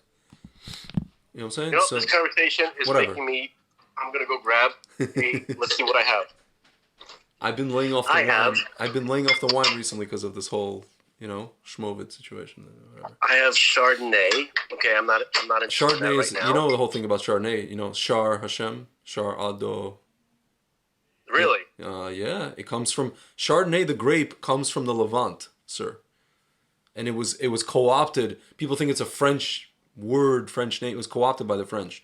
It comes from the Levant. That grape comes from the Levant, and it's Char Ado No something. I see what you're saying. Char. It's a theory. Shar Hashem. Yeah. I like it. I like the theory, and it wouldn't surprise me at all. Yep. By the way, that goes to the lost part of that lost tribes things. The the original royal family of France, right? Yeah. So from the lost tribe researchers, they pin France as where the bulk of the lost tribe of Reuven ended up, right? And they had they established the kingdom. So they called the original royal France. They called them the Merovingian kings. Yeah. Sounds like Merovingian. So that's what the name they gave in the what is it in Matrix of the second one, the Merovingian. Right, Merovingian from Reuven. Oh, interesting. Oh, wow. Now that makes me think of that whole scene and that whole motif in Matrix, the second Matrix, in a totally different way. It is like wiping your ass with silk. It's like what? What did he say? He's like, I love the French language. You can say anything. It's like wiping your ass with silk. Remember? That was disgusting. I don't remember that line. Dude, that movie is dangerous because the smokestack of all smokestacks. Oh yeah, what's her name? Bellucci. Don't even say her name. Don't say the name. We all know who we're talking about. Most beautiful woman. Out there. I mean, there's some women who are. She's. It's too much. It's unnecessary. She's not. It's not like a beauty, like a. But it is girlish beauty. It's like a. She's just like, hey, I'm trying to. Hey, how are you, man? Like male. I'm trying to entice you just to. Do stuff. That's like her. That's what It seemed to me it's the opposite. Like there's a movie that she was in. The woman is not wife material. I'm sorry. Well, she's not. Unfortunately, because of all the nudiness that she's done in movies. It's not just the nudiness. It's just the way That's the only reason why she's not wife material. No, it's just that she's the type of attractive that you don't want to. You mean she brings too much heat, too much attention? Yeah, she's like the Lil style person. She's not Lil. She's got that vibe. If she was righteous, who would be a more. Yeah, because she played in Caviezel. She played the what's it called, the one of the the biblical ladies. She played the mother, right, or the sister. I never saw that. I never saw the Passion of the what's it called? Yeah, of the Yoshka. She played like one of these holy women, supposedly not holy, but you know what I mean. Right. The point is that she's so good looking that she'd be a problem traveling with. That's what I'm saying. You know who that reminds me of? Yeah. Sarah. Yeah. You got to say that she's your sister. Right. They're like, you'd have to stay if you were hanging out with her. Yeah. People would like cut your throat just to kind of get near her. Like it's crazy. Yeah. It's too much. It's too much. Yeah. Anyway. Yeah. So I think she married a French Jewish guy. I'm not sure, but anyway, so doesn't matter. The point is that the Merovingian was hilarious. That's the point. Yeah, she played Magdalene in she played Yoshka's love interest in the Passion of the Yoshka. Passion of the Caviezel. Do you realize that the Passion, that whole narrative, was where it came from? It came from a anti-Semitic. no. It came from a nun in medieval times Yeah. who had a quote-unquote vision. Yeah. Dude, you want to hear something funny? My father and I, we decided, you know what, the hell with it, let's rent it. We watched it at home. We sat through it. It was actually a very, in Russian we say, поставленный film, you know, the way it was made. Well put together, you know, that prick, Gibson, you know, he unfortunately is a very good director. I have to, you know, he knows what he's doing. Just like with what's the other one with Apocalypto? I don't know if you've ever seen that one. Mm-hmm. So we sat through it, right? And then you know my father usually makes comments during movies, this that. I didn't make any comments. We sat through it, and then you know the 3 hours go by, and then my dad stands up and he goes, Grisha, and he kind of like smirks and he goes, it's a good movie, but I have to say it's anti-Semitic. He's like, it deserves an Oscar, but let's be honest, it's anti-Semitic. Grisha, it's anti-Semitic. That's almost Norm Macdonald at the end. Yeah. My dad is like... He's actually asked him, he was interviewing Larry King, or Larry King was on his show, and he's like, what's your favorite religious movie? And Norm Macdonald's like, I enjoyed the Passion of Christ. He goes, although I'd have to say, it is very anti-Semitic. Yeah. I'm telling you, but my dad was just being... They really made... They made every Jewish person there look like Lovitz. You know, like... Yeah. No, dude, he said MS. My dad was just saying MS. He's like, at the Хороший, you know, the movie was well put together. It was clearly worked on and you know, it was all in Aramaic. And Caviezel learned Aramaic and he pronounced Aramaic by the way, their incredibly. Aramaic was pretty awful. I listened to a little bit of the people speaking, and the Aramaic was just it was an abomination. No, but just the fact that they made it in Aramaic, they didn't do the whole like British. Oh, let's talk in this accent, and everybody was British back then. No, they weren't British. They spoke Aramaic.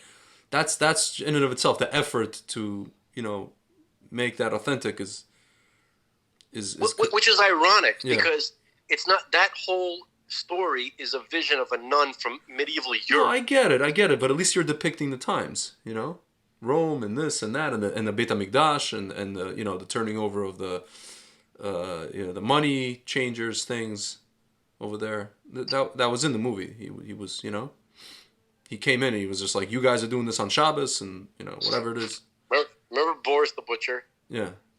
He's a Yugoslavian guy. Yeah. He's not in real life. Yeah. But they tried to make him play like a Russian guy, so he doesn't know how to curse in Russian. So he's like, "Yops твою мать."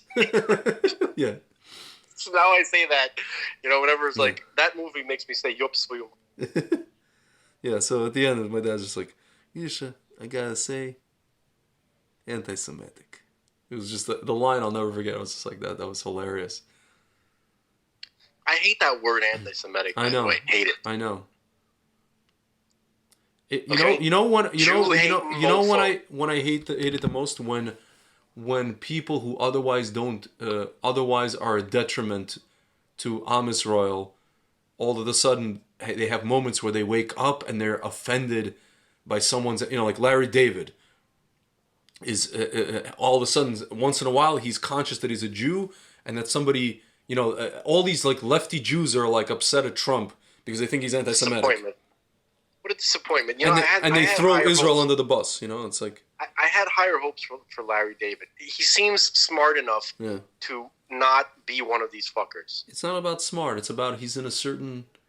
The guy. I don't mean smart. It seems whatever it is. My instinct tells me he's smarter than the rest of them, and he should. All these people are stuck. They're stuck in an era. Just like you said, the Litvaks are treading water. These people are also treading water in their own way. They come from the same stock. You understand? They're just not religious, but it's the same mentality. It's the same stock of treading. They're treading water in their pickles and their roast beef sandwiches and Wolfies. That's what they're treading. There's Larry David to me, and should have been like.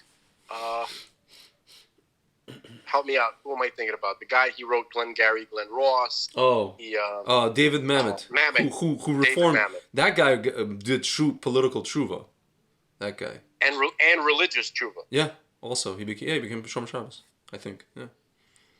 Well, I mean, I don't know, but he's on that. He's on that path. in that direction. Yeah, no, he said, I believe in God and this, and I read the Torah. When he's like, he even said it in interviews, like when you look into the Torah, you realize that it's something amazing and this and that and the other. And possibly Dylan, if he was actually still floating in Bob Dylan, in our world. Yeah. It's hard to know where he is. He's he's somewhere out there. By the way, big, friends with Norm Macdonald, by the way, also. So that's funny. So, everything, what is this, like 6 Degrees of Norm Macdonald? That he's replaced Kevin Bacon. Screw Kevin Bacon. It's Norm Macdonald. Blasphemy. Kevin Bacon is like a legitimate anomaly. That's right. They did this hilarious episode of American Dad. I don't like Seth. What's his name again? Seth Green? The guy who... No, not Seth Green. Not Seth Rogen. Seth, Family Guy Seth. That's Seth Green, yeah. The one that plays Chris, right? Like, talks like... No, the guy who produces... Oh, McFarlane. Yeah. McFarlane. I thought you were trying to talk about the character. Okay, yeah. Right. No. So, I don't like him. Yeah. But I love American Dad. Yeah. Okay? Roger the Alien, hilarious. And they did this one episode where they gave Roger, he always does personas. He always puts on different, costumes and this, yeah. Right, so there's one where he did Kevin Bacon. They gave him the Kevin Bacon pig nose. Pete, you have to see that. It's perfect. Dude, you know what? Do you know what Footloose reminds me of? It reminds me of when Haredi people talk about mixed dancing. Except I feel like the Mormons in that movie took it to the next level. Yeah. It's like quite funny. That was a great movie. It was, yeah. Kevin Bacon was one of the kings of the 80s. Of course. And it's, some of the roles that he took on, it doesn't make any sense to me. Like, I could tell, his agent told him, you got to take some risks. You got to diversify. Yeah. You got to play the bad guy every now and then, right? Yeah. And then he did, what was it? He did Invisible Man.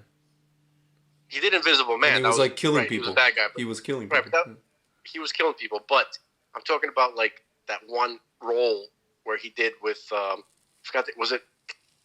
what's the name of that movie where the kids in the 60s in Hell's Kitchen, they steal a hot dog stand and they throw it down the stairs of a subway, end up paralyzing a guy, so they get sent to juvie, and then they are horribly molested by the. Are you talking about the thing with Matt Dillon? What are they called? The Hardy Boys? Not Hardy Boys. No. So basically, there's if I can only remember the name. So it was an '80s movie with Kevin Bacon. No, it's not. It was not '80s. This was already But it's Kevin 90s. Bacon. You're saying? Yeah, Kevin Bacon, early 2000s or late '90s, where Robert De Niro was in the movie. He plays the town priest, or not the town priest, the priest of the that neighborhood. And Hollow Man, no. What is it? Oh no, the Hollow Man. That's Invisible Man. Okay, never mind. Sorry. Is it Sleeper? It might be Sleepers. There's Stir of Echoes. I think I saw that one. That movie's crazy. No. Can you do? Are you next to a computer? I'm just next to I'm on my phone, just looking up IMDb. Just do IMDb.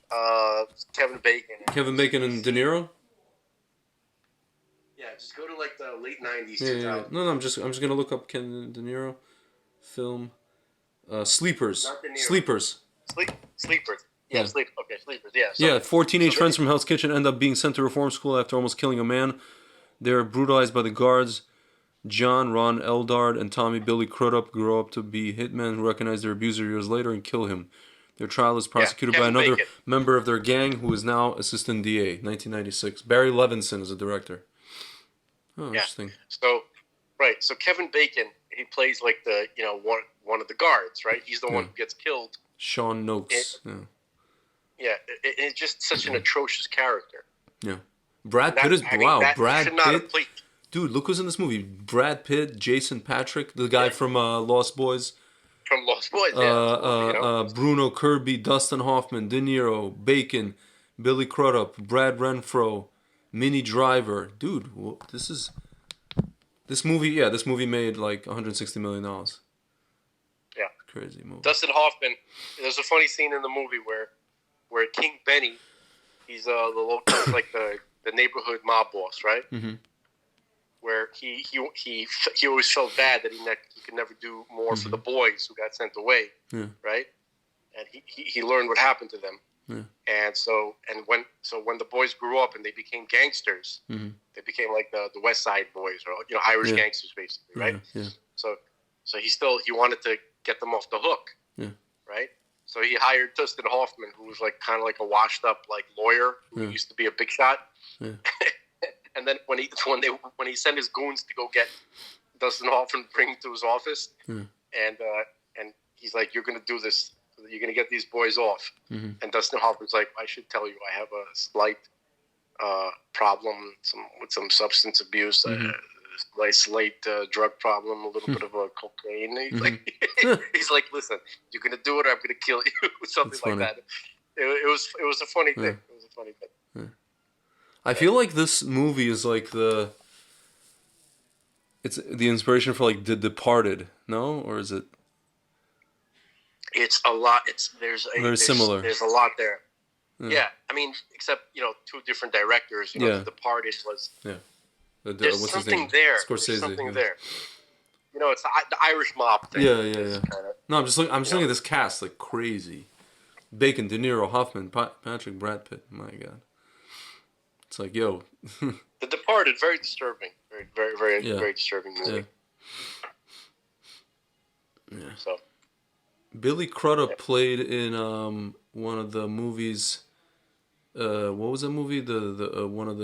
He played in no. Where did he play? He was in Almost Famous. He was in the Rock. You know that movie, right? With the rock band in the 60s. Sure, man. Whatever. I know. Anyways, doctors, huh? Yeah. So where do you see? I just want to, I guess, wrap up with this. Hang on. We just took a deep dive into that movie for some reason. There has to be a reason why we took a deep dive because of Kevin Bacon. No, but Kevin Bacon. But what was that really about? Oh, I would just mention the 6 Degrees of Norm Macdonald, and then we went into Kevin Bacon because Kevin Bacon has 6 degrees. He's the guy famous for 6 Degrees. My fault. No, it's fine. It's fine. But I just wanted to know. I know how to. Hold on. I know how to pull this back. Okay. Kevin Bacon reminds me of Francis Bacon. Francis Bacon reminds me of Rabbi Kessin, who mentions Francis Bacon very often in the context of the Or Haganuz returning the light of Mashiach, beginning around the year 1200.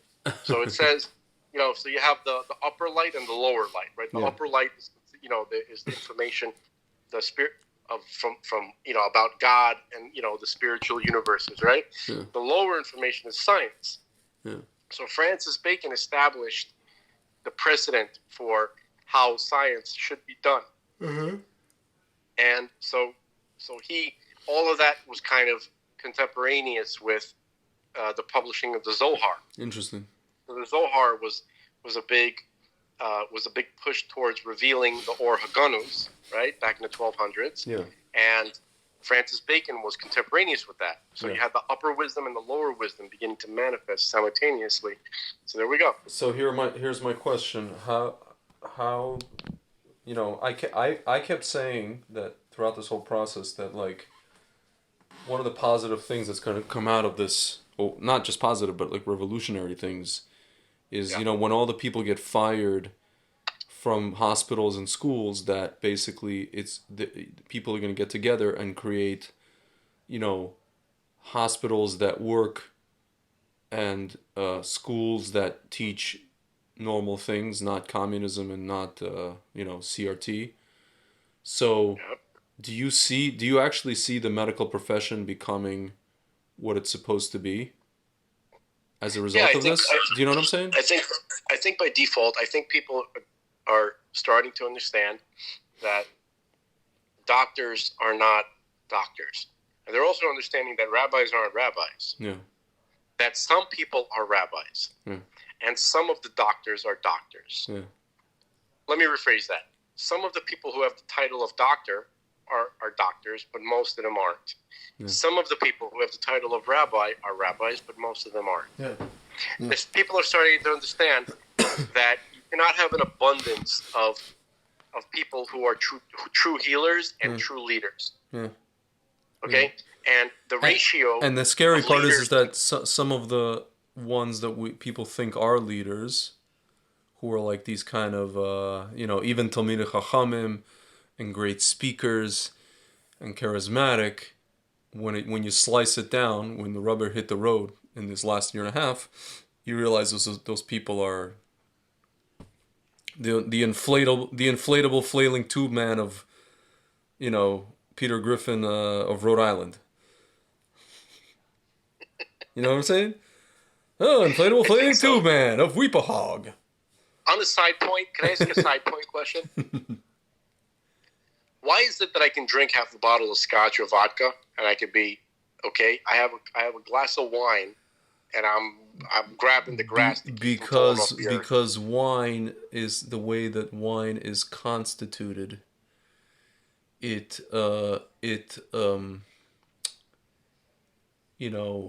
designed. Hashem designed wine. Why do obviously we understand that wine has a different it's a liquid, but you don't say shakol on wine, you say hagafen.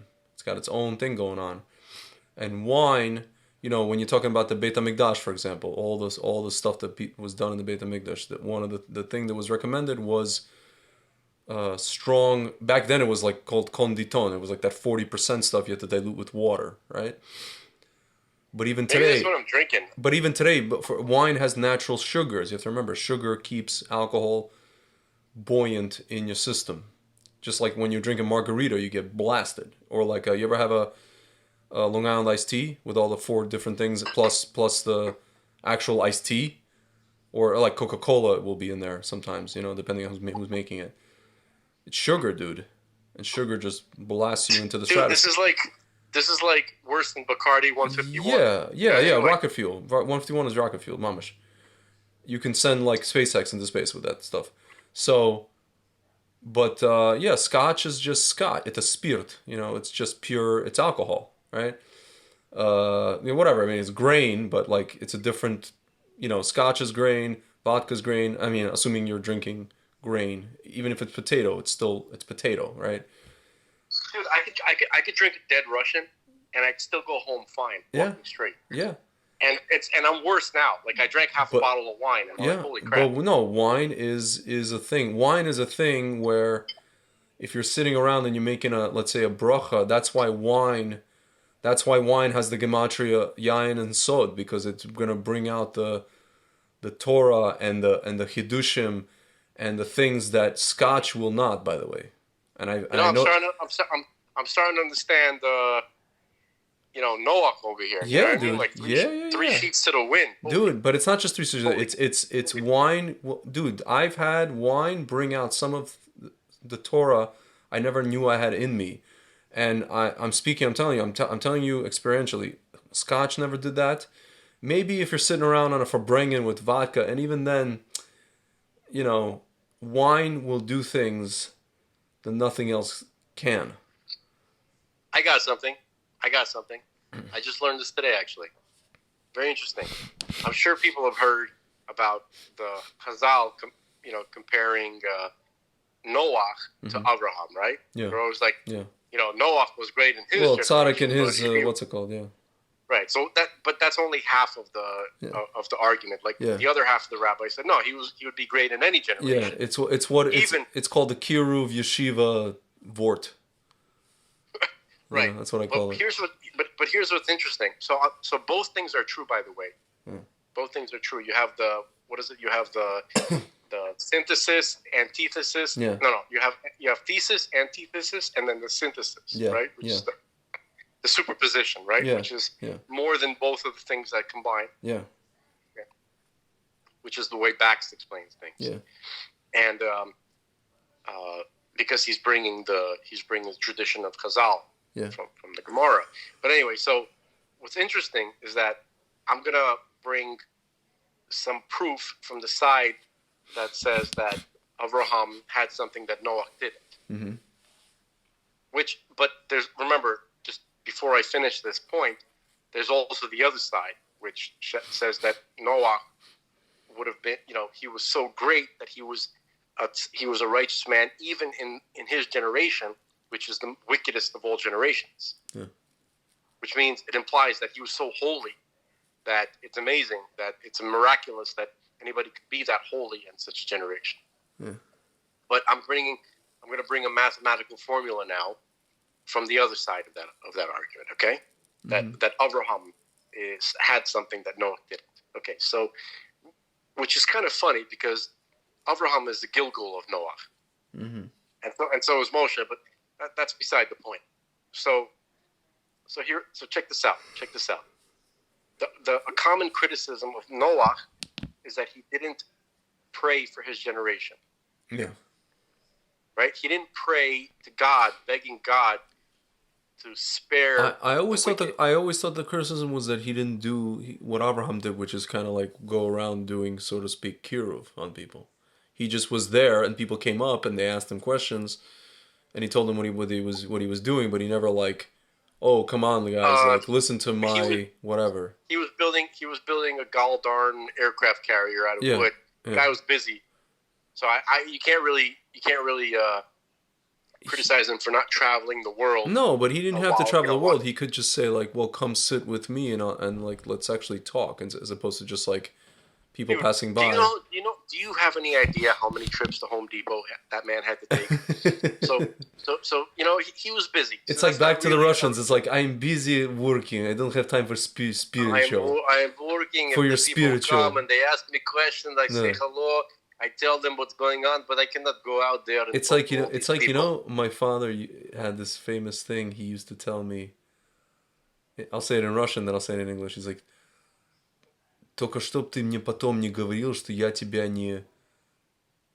Don't say I didn't warn you. Не приходи ко мне и не говори, почему ты мне не сказал? Don't come to me and ask me, how come you didn't tell me? So that was Noah, like... Did not I tell you? I told you. Did not I tell you? Do not come to me and say I did not tell you. Or Family Guy, the black woman in hindsight. When did I tell you? And one long time ago. And what did I say what happened? Exactly what just happened. All right. You're like a black woman in hindsight. Anyway. Yeah, right. Okay.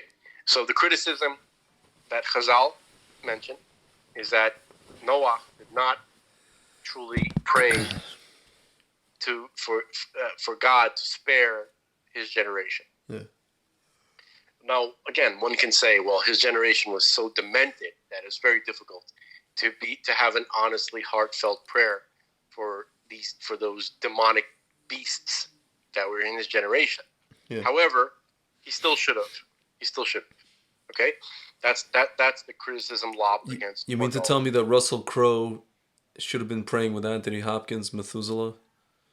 Is that what you're trying to tell me? Methuselah. I know. Let's be real. Yes. Yeah. Anyway, so... What a horrible depiction of the Noah story. But anyway, go on. It's messed up. The only good part of that movie was the Genesis thing in the beginning. But anyway.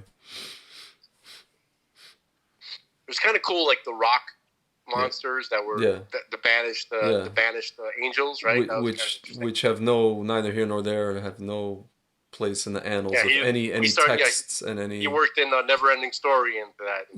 It's like the rock biter, and So, but hey, that was just kind of cool in terms of science fiction stuff. But here's the point.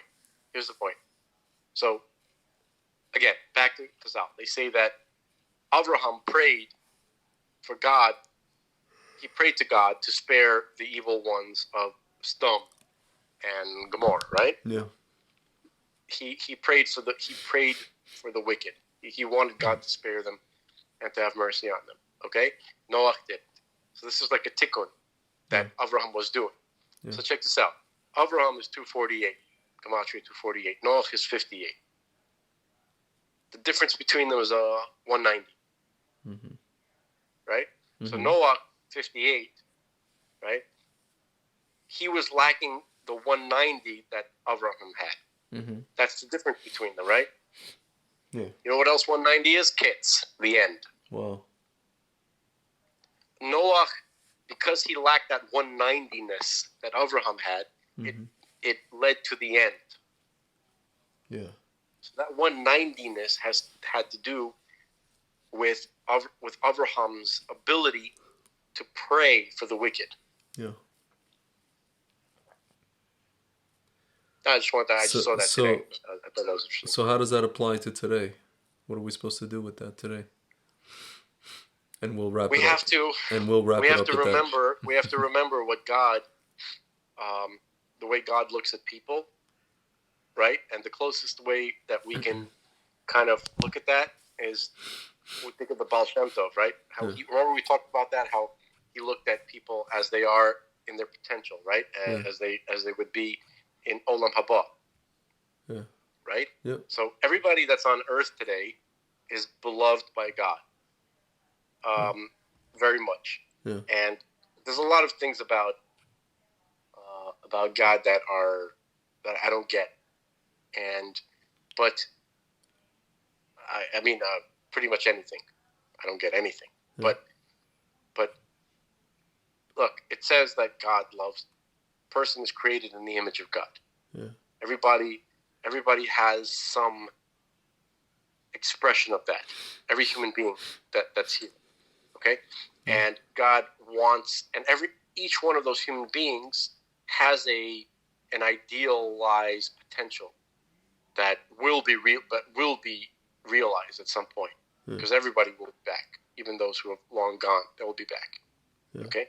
And there's enough space for everybody, okay? Malthusians, relax. Yeah. All right? Yeah. Hate those guys.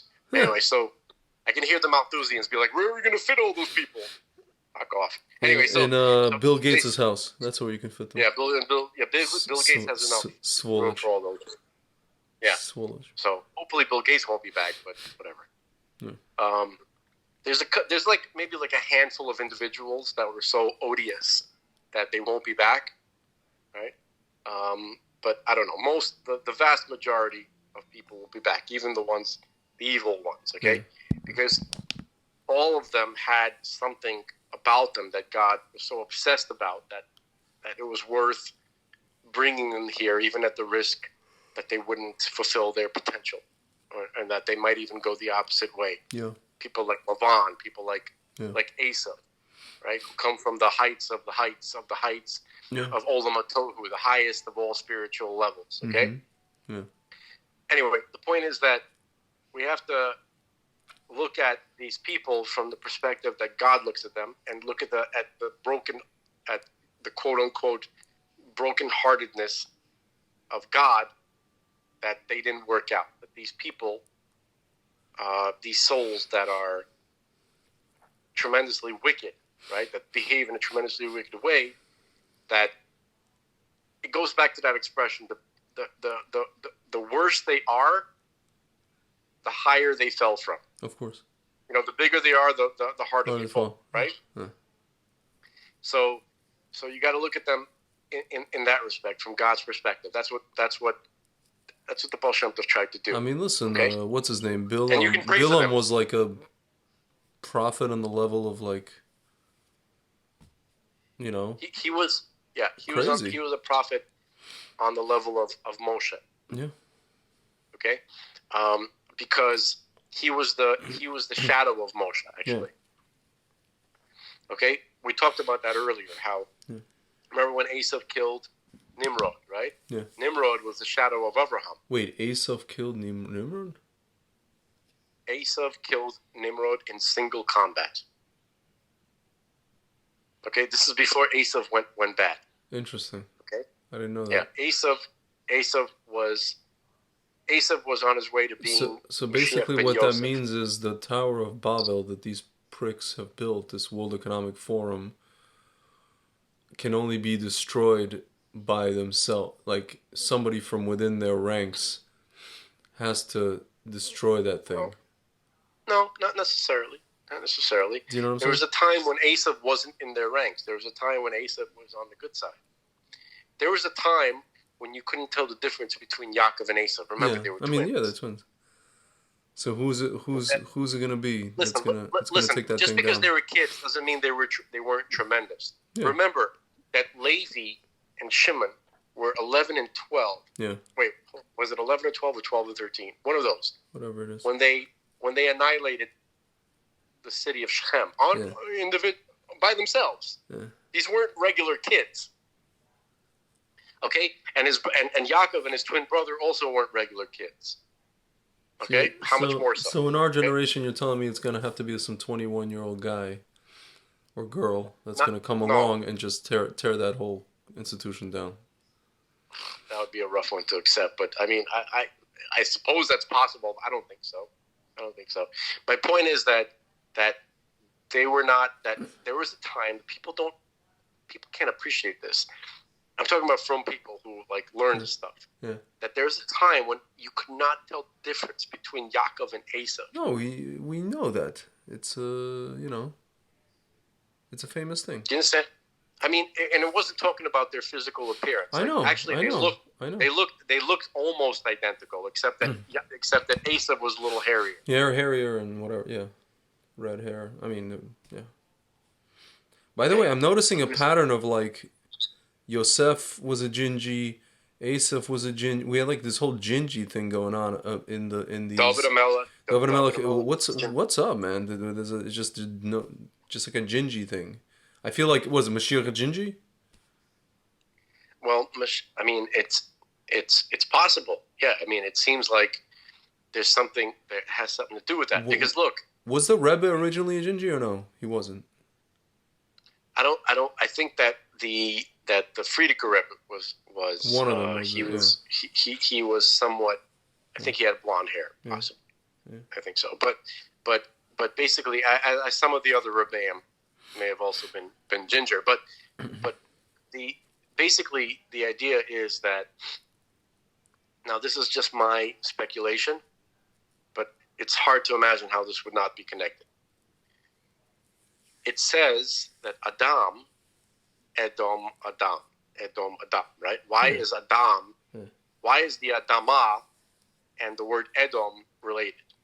Right? The earth, the dirt. Earth, yeah. Right? Why? So the earth that Adam was made from is red. It's described as red. Yeah. Red is the color associated with Gevurah. Yeah. Gevurah is associated with Olam HaTohu. Yeah. Olam HaTohu is associated with this like out of control godly light that shatters vessels, right? Look at Trump, It's like Rabbi Kessin's been talking about him the whole time, Right, and the theme of everything, the point of everything is to take that redness and somehow channel it into stable vessels, right? So obviously, whoever is involved in the tikkun of fixing, of establishing the vessels for Olam HaTohu, right, is gonna be involved in the redness. Yeah. So it's not a surprise that the top people involved in that have this redness to them. Yeah. Okay. So Adam was made of red earth. Yeah. There's something about the color red. Our blood is red. Yeah. Okay. And our blood is associated with nefesh. Nefesh is the currency of existence. Yeah. Okay. Well, I don't have a complete, I can't put a conclusion on this whole thing, but you can see the connections. You can see that there's there's the beginnings of some understanding of this redness and the connection to all these high level people, right? Yeah. So, yeah, man. So that's. All right, we're gonna wrap up. Wine is red, is it not? The red wine is. And here's a kicker for you. There's a wine in Israel There's a winery called Gvaot, which means hills, and the guy makes a what's called a Cabernet Chardonnay. It smells like a Cabernet when you smell it. It smells like a red, and it tastes like a white because it is a white, but it's blended with. It's basically he took he blends it, Cabernet Sauvignon, red, and Chardonnay. I've never seen it. I've never seen any other winery do that. Sounds like the ferret. It's crazy. The guy's a professor in Ariel University, Shivi Drori. He's the guy that also makes the indigenous grapes, Israeli grapes, synthesizing them, whatever it is. And he's amazing. He's a professor. He's a brilliant winemaker. And we've got Cabernet Chardonnay from Gvaot. Very good wine. You would think it would be just like some experimental thing that it's like a hit or miss, but it's not. It's always a hit. I highly recommend it.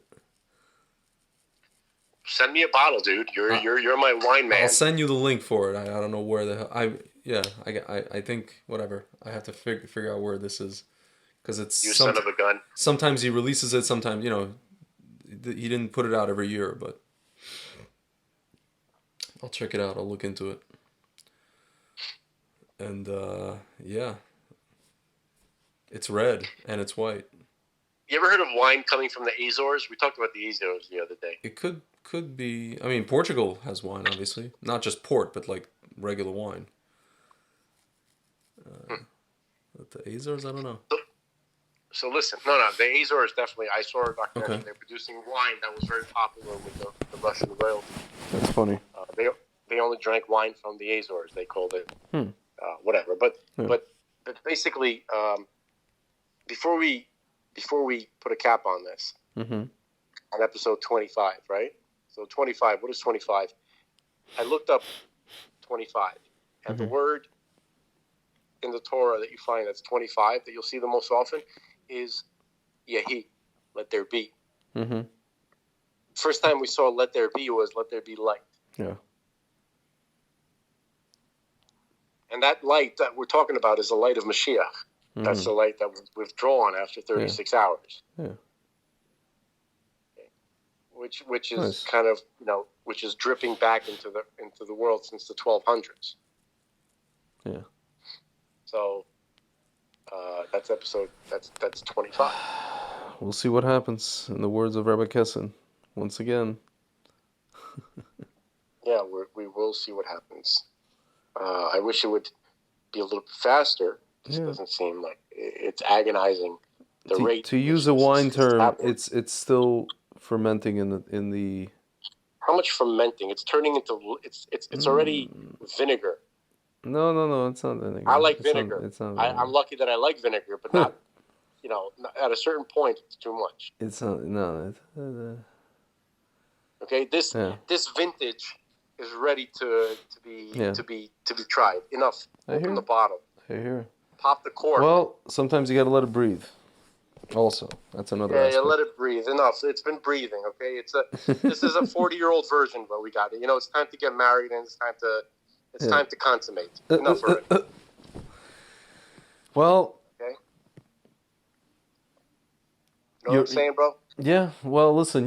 We have the Parshas of Geula coming up in a couple of weeks, so the time is ripe. And then after that, you wait another couple of months and you get Purim. So, but I hope that we get the stuff sooner than later. Like we said in the previous thing, we don't want to wait till Purim. We don't want to wait. God forbid, we want to wait till Purim. There's a lady in India who has no legs, and she only has one arm, and she's blind and she's deaf. And on top of that, her house was, you think I'm making this up? I'm not.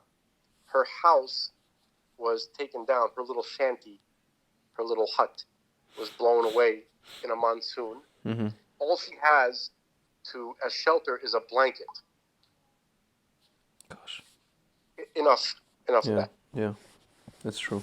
That lady doesn't have time to wait for the wine to ferment anymore. Yeah, it's true. Okay. Yeah, we can make all the arguments. Oh, it's a tikkun. She came to the Fuck physical off. world. It's not a this. Fuck off with the tikkun. Yeah, shmikun. That lady needs 2 legs and another arm. She needs her ears and her eyes back. Yeah. And she needs a house. Yeah. Enough. And the Enough with Syrian guy needs his kids back, and yeah. Enough with this shit already. Yep. All right. All right, man. Amen. It's been real. Let there be light. Amen. Yehi. All right. Later, man. Yehi Adonenu, Mareinu V'Rabbeinu, Melech HaMoshiach Le'olam Voed. It could be anybody. I'm giving a caveat. It could be anybody. It doesn't have to be the man that you're thinking of, but whatever. Yeah. Hypothetically, but whatever. We can speak about that topic on the next show if you want. The next show. Fine, the next show is 26, which obviously 26 names of. What is it? 26 names of Hashem. 26 Gematria Yud Hey Vav Hey. Yeah, sorry. So we can speak about that topic, the controversial nature of it, whatever it is. Enough with the controversy. It's Enough. All right, let it be. Yeah. All right. Listen, I'll say one last thing. Yeah. All of us have our little chalik in God's essence. Yeah. All of us are rooted in it. When my brother was getting his heart surgery, his last heart surgery, 2 sukkahs ago, I was trying to access my part of the essence of God, and to assert my royal jurisdiction and power. Whatever access I have to that part of God. To whatever. When you're desperate. Yeah. You'll do anything you can. Even if it's crazy or delusional or whatever. Mm-hmm. I don't think it's that delusional, by the way, based on what we learned. But, yeah. We can, as an Israelite, yeah. right? If you have the consciousness of an Israelite, if you talk Rabbi Kessin, what is it? Israelite has the power to do the tikkun, right? He has a certain amount of jurisdiction in this universe, in creation. We're rooted in that way, and so I declare with whatever authoritative power I have, as I am rooted in Atzmot Hashem, I declare that I decree that Mashiach must come now. Yeah, amen. All right. That's all we get. Chaim. All right. I'll talk to you. Yeah, all right. Mazel tov. Mazel tov.